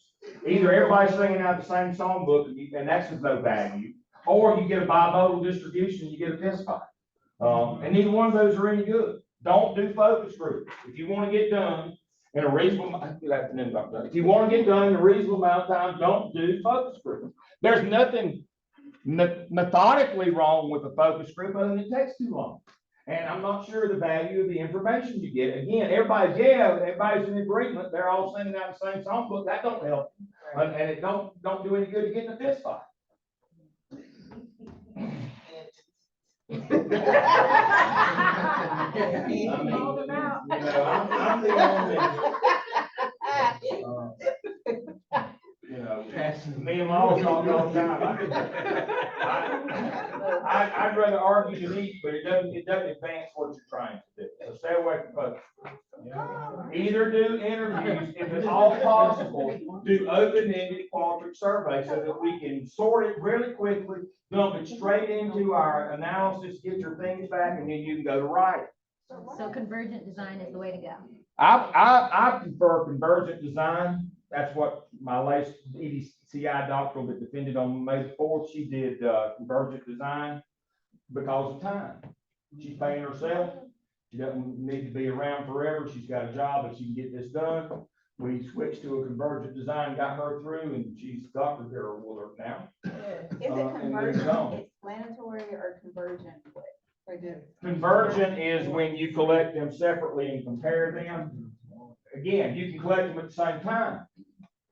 Are you hearing me? We put them in the same survey. That was gonna be my Oh, question. Yeah, so that you can ask. Do you The first agree? 10 are your quantitative, the second 5 are your qualitative. We got 15 questions, we move on, we can analyze it all at one time. We don't have to wait, we don't have to. And it's easy to get through IRB. I'm telling you, when you do explanatory, they want you to predict what questions you're gonna ask. Well, how am I supposed to know? I can't remember what I had for breakfast this morning. What do you mean? How am I supposed to know something I don't even know yet? I just wish we would have known all of what you have. Well, that's why I'm here. That is why I'm here. Now, they're having to pay me to be here, but I'm here to fix it. And if you'll go with me, we'll get it done. We going with you. All right. Oh, I am anyway. Let's pick up our feet and run. Ready to roll. Okay. Chapter 2 and 3. we I'm got it. ready to roll. Unfortunately, the last person who will submit or accept it, I listen to that conclusion.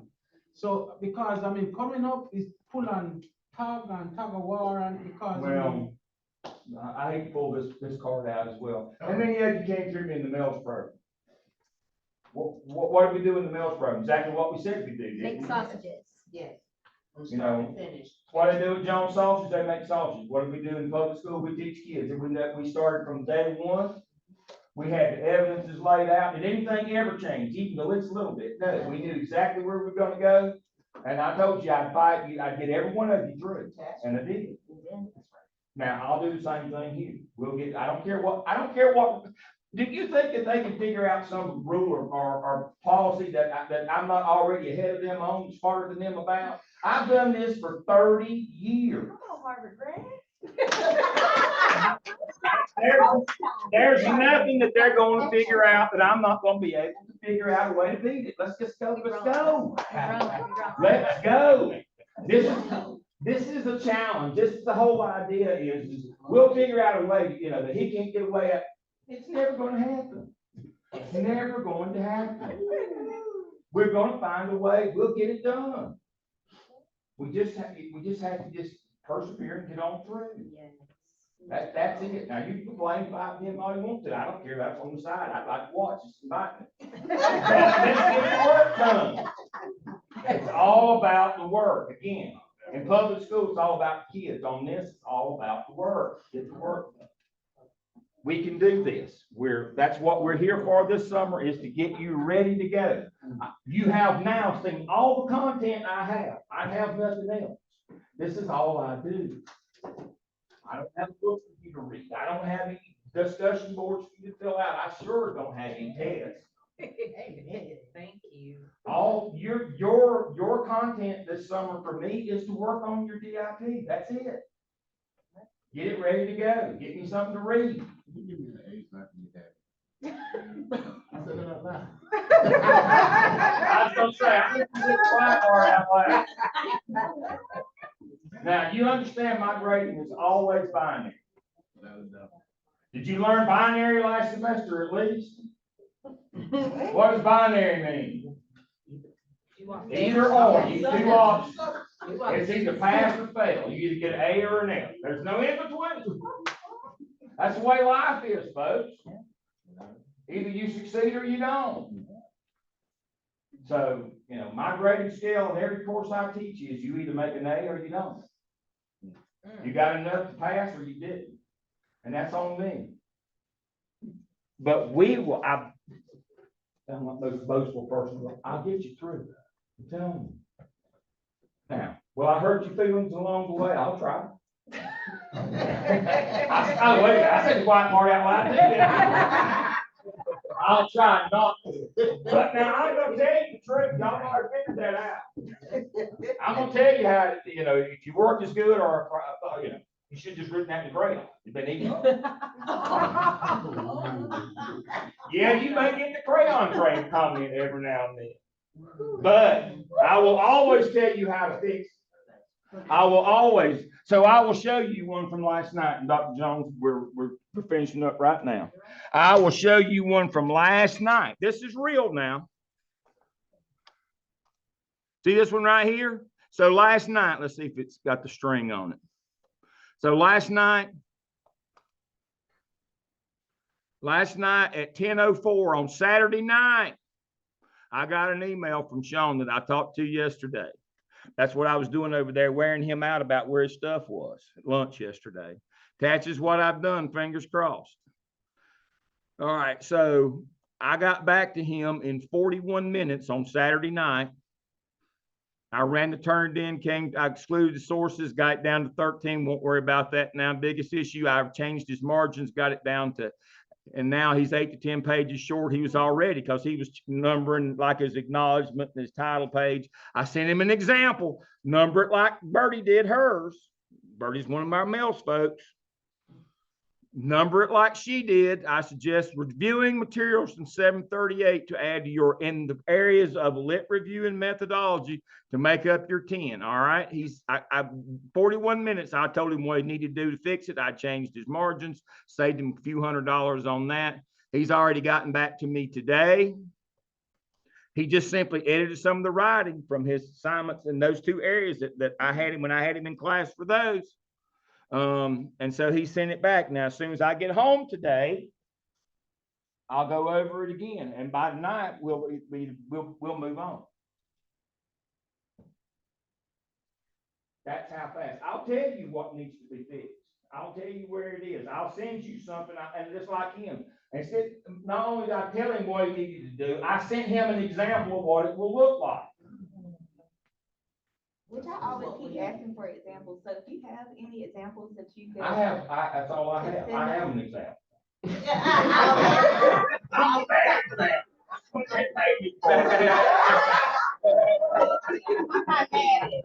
But can you email it or? Well, yeah, it's right there. I have an example of everything. Okay. Dr. Lamb.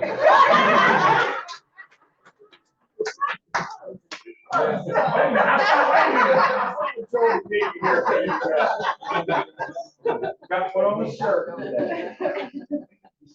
Oh, Lord. Not exactly the same.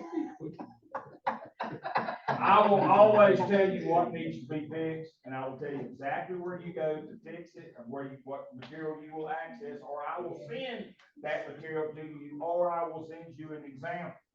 I won't just say it's gotta be better. Or this is not good enough. I don't do that.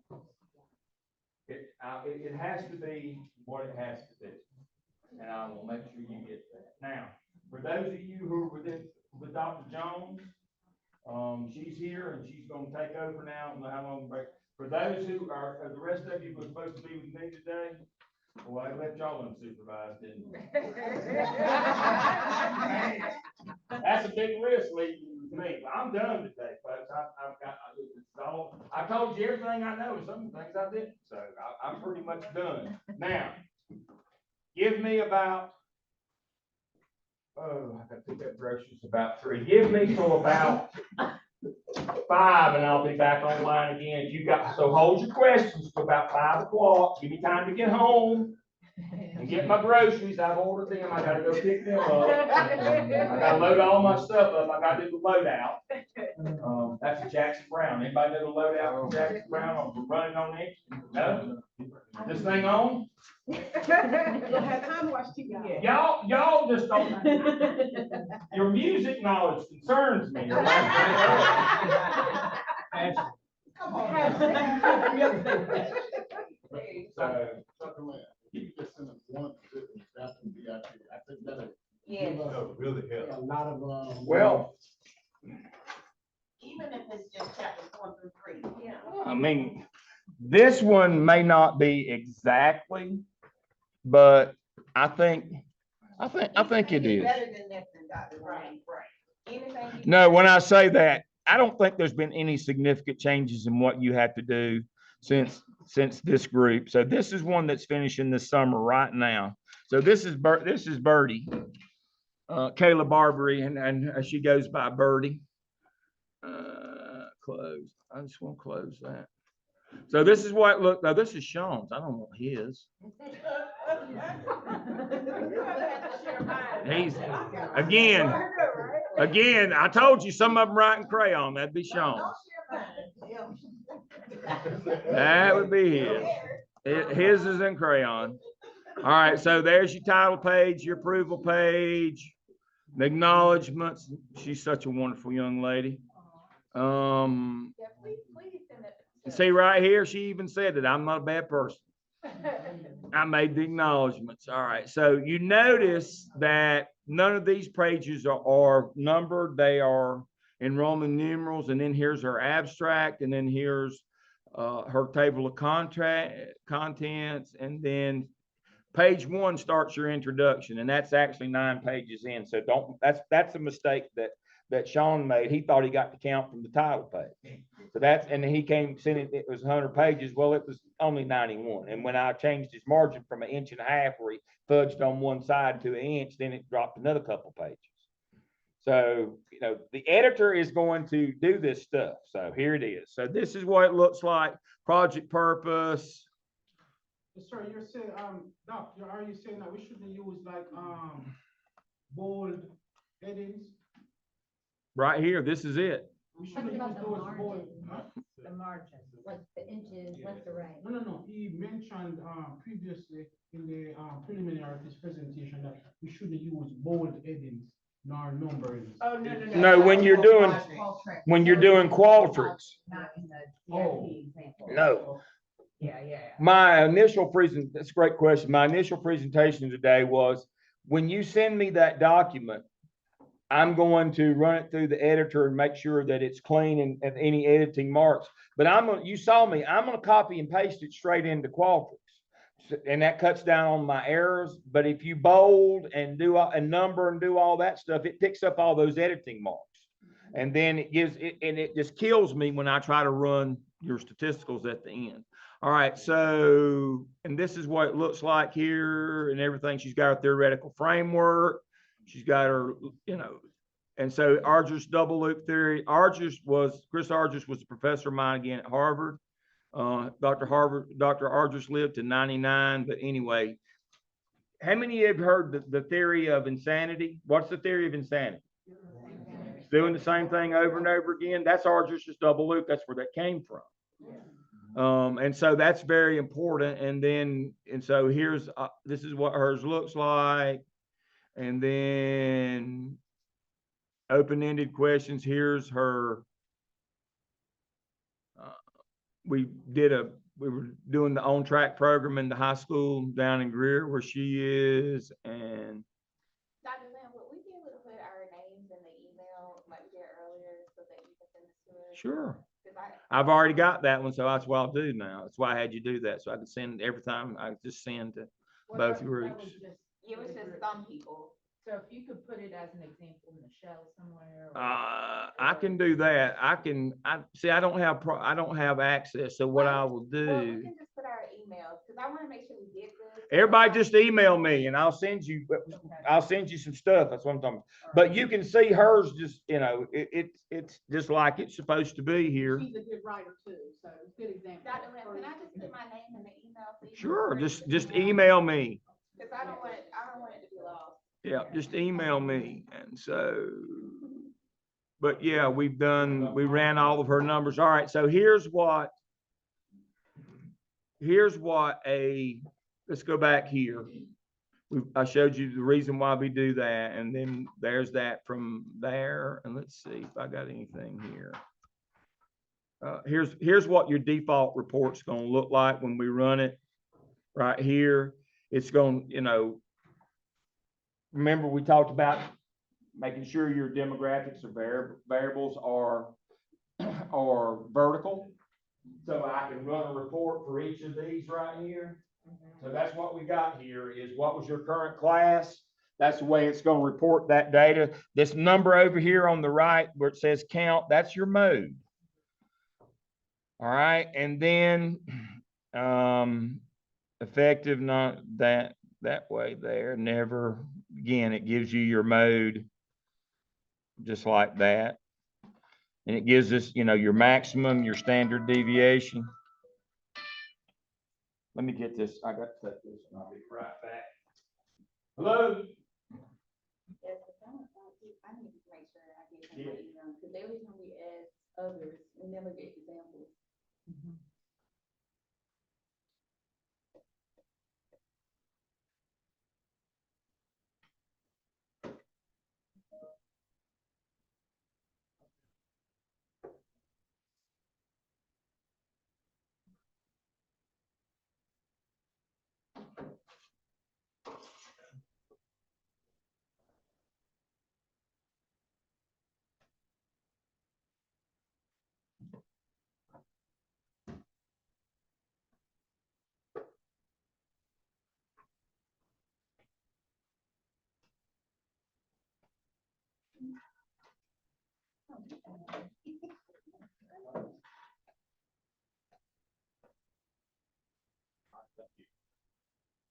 All right, so the idea here is, as you can see, it tells us what our variance is, our standard deviation, our mean, and this number, this over here, that's count. So usually what I'll do is I'll take and I'll change that to mode so you'll know what that means, and so we can do that so we'll know what they answered. All right, so let's look at. All right, so let's look right quick. Let me. I've skipped over this a dozen times. I don't know where it is here. When you get these, it's going to run them, and I will do. So I can find Christy McMahon's right quick. She was one of my EDLS folks. Let's see. There's a hairbrush. That's the only one I'll ever need, I suspect. That's a lifetime supply. I do comb in the wintertime. When I wear the Santa Claus beard, I do have to comb it out every once in a while. So what I'm looking for, I'll do. Just be easier. So here's Christie's. CMA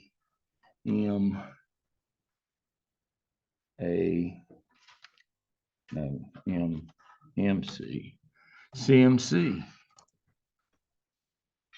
All right, so here's her final. Now this again, you won't need this one because this was an EDLS one. Okay. All right, final dissertation. Survey. And see, I got her late because she didn't make a good decision on. So she sent me that, but she didn't make a good decision on her survey. She had too many choices. She had 11. She had 11 of those, and okay, Kirsty.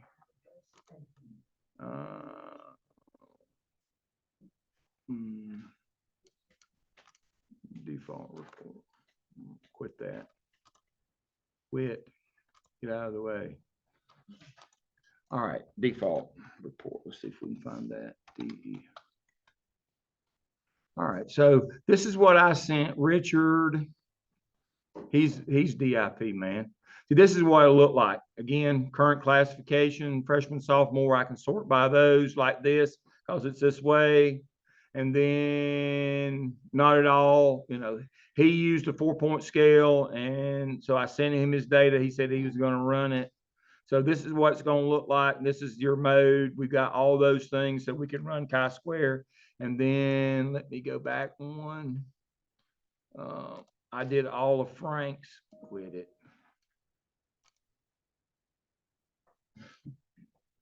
Okay, and so you can see I send all these default reports. Let's see if I can find the one to, that was Vic, she was DIP. Let's see, research data, Richard, Vicky. Okay. She was DIP person, and she finished in Christmas, and they did DIP. Strongly agree. But if I could find one that I want to show you, and I'll be done here. Come on.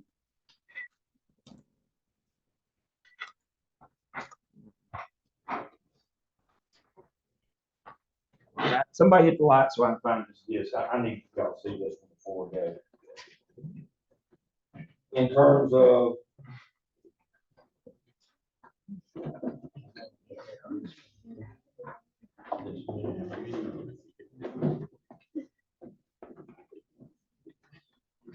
last thing they did before I went out the door.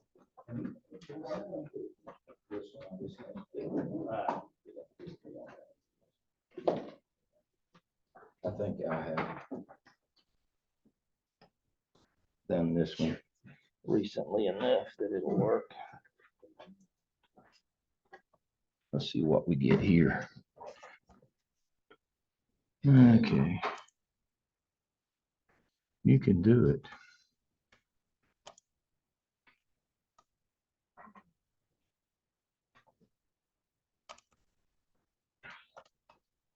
What? Huh? No, it's not going. On this one.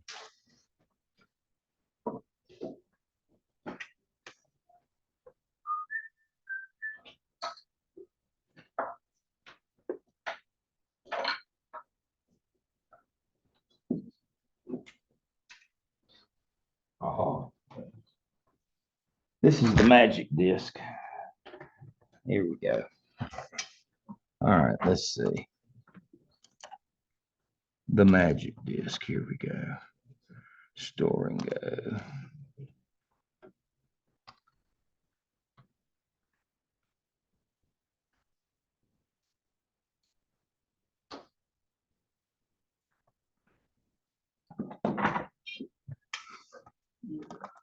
See, what I'll do is I'll take those generic ones you just saw. I'll take that and I will change over here in a Word. I'll send you this one as well. But you'll see those like those PDFs I just pull up, but I'll take that stuff. Again, she used 11-point scale. You'll just use a 4.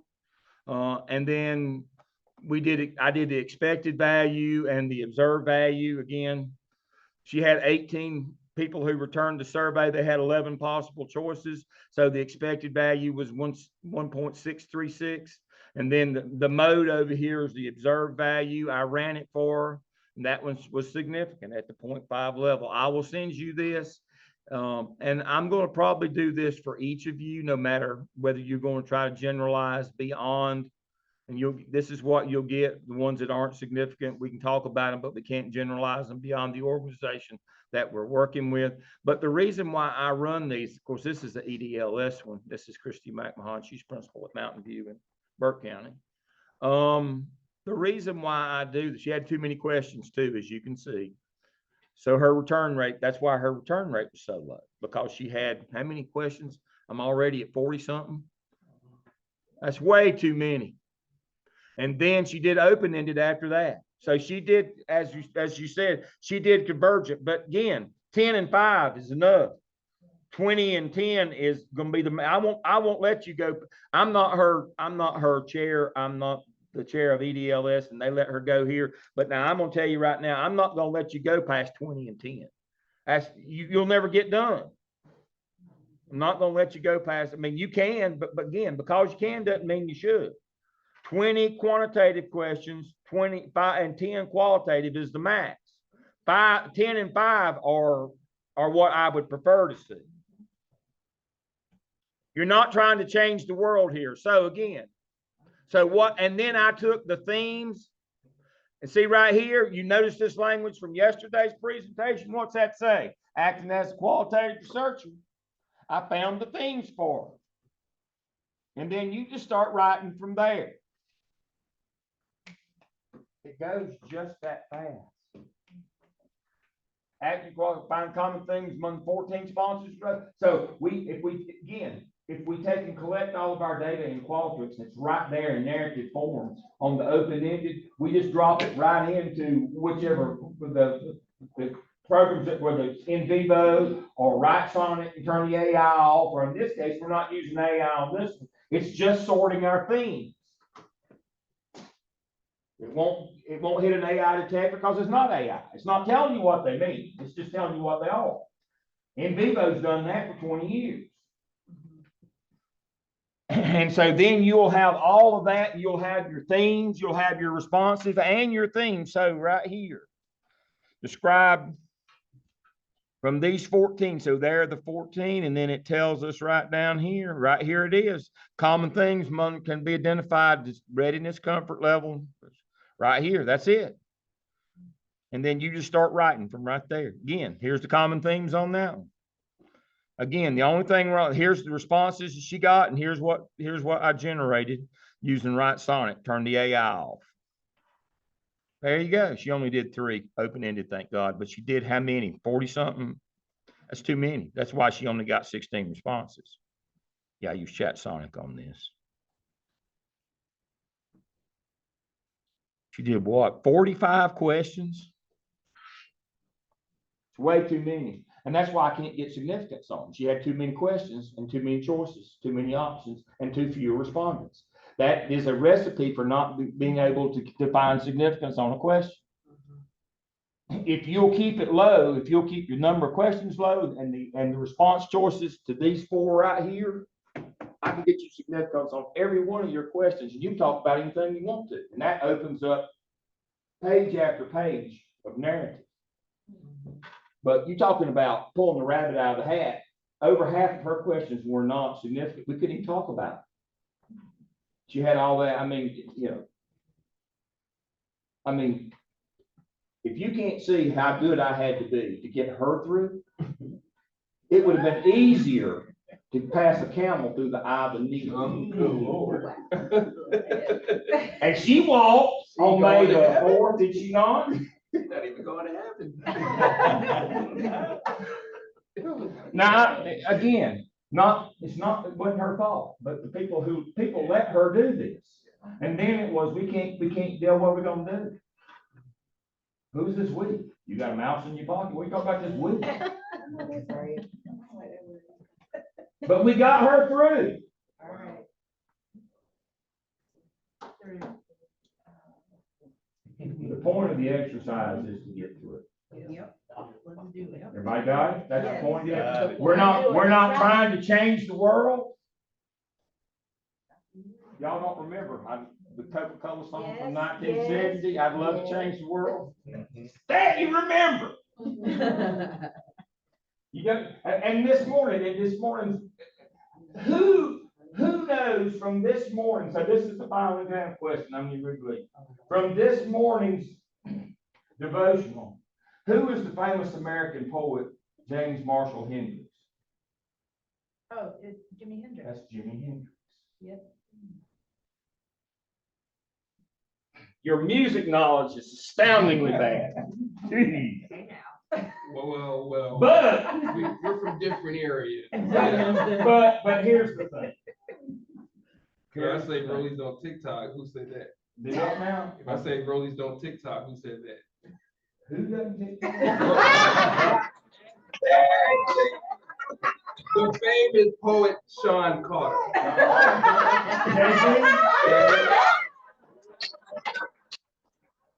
Now I just found out that I watch TikToks all the time. Now we have to explain what the rollie is. The rollie is the rollie. Yeah. Like this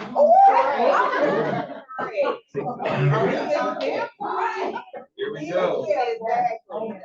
I told you, I always provide examples.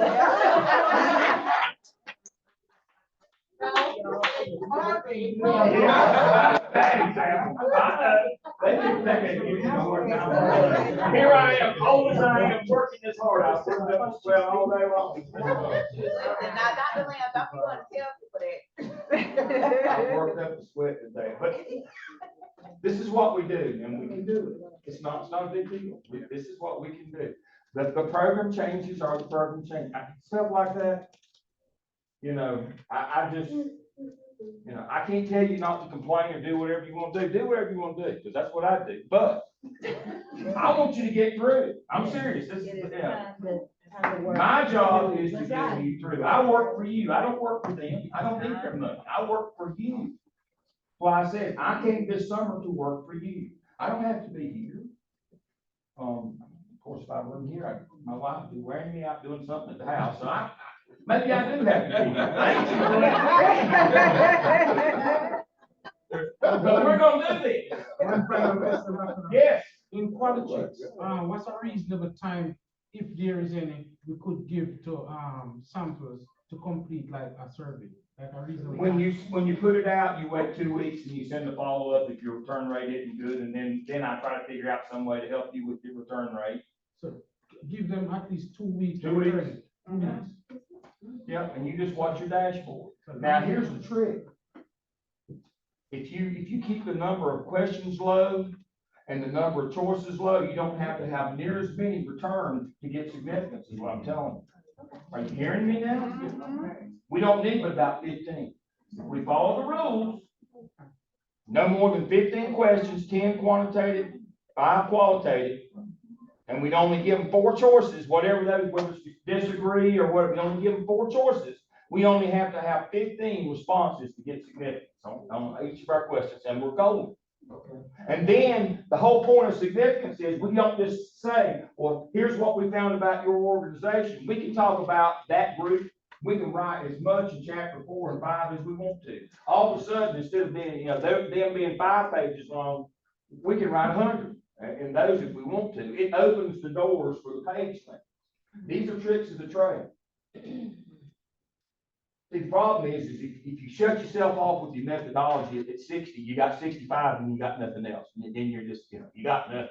But if you can open that door, you can swing that door open, that last 40 pages, it's just easy. It's just, it's just,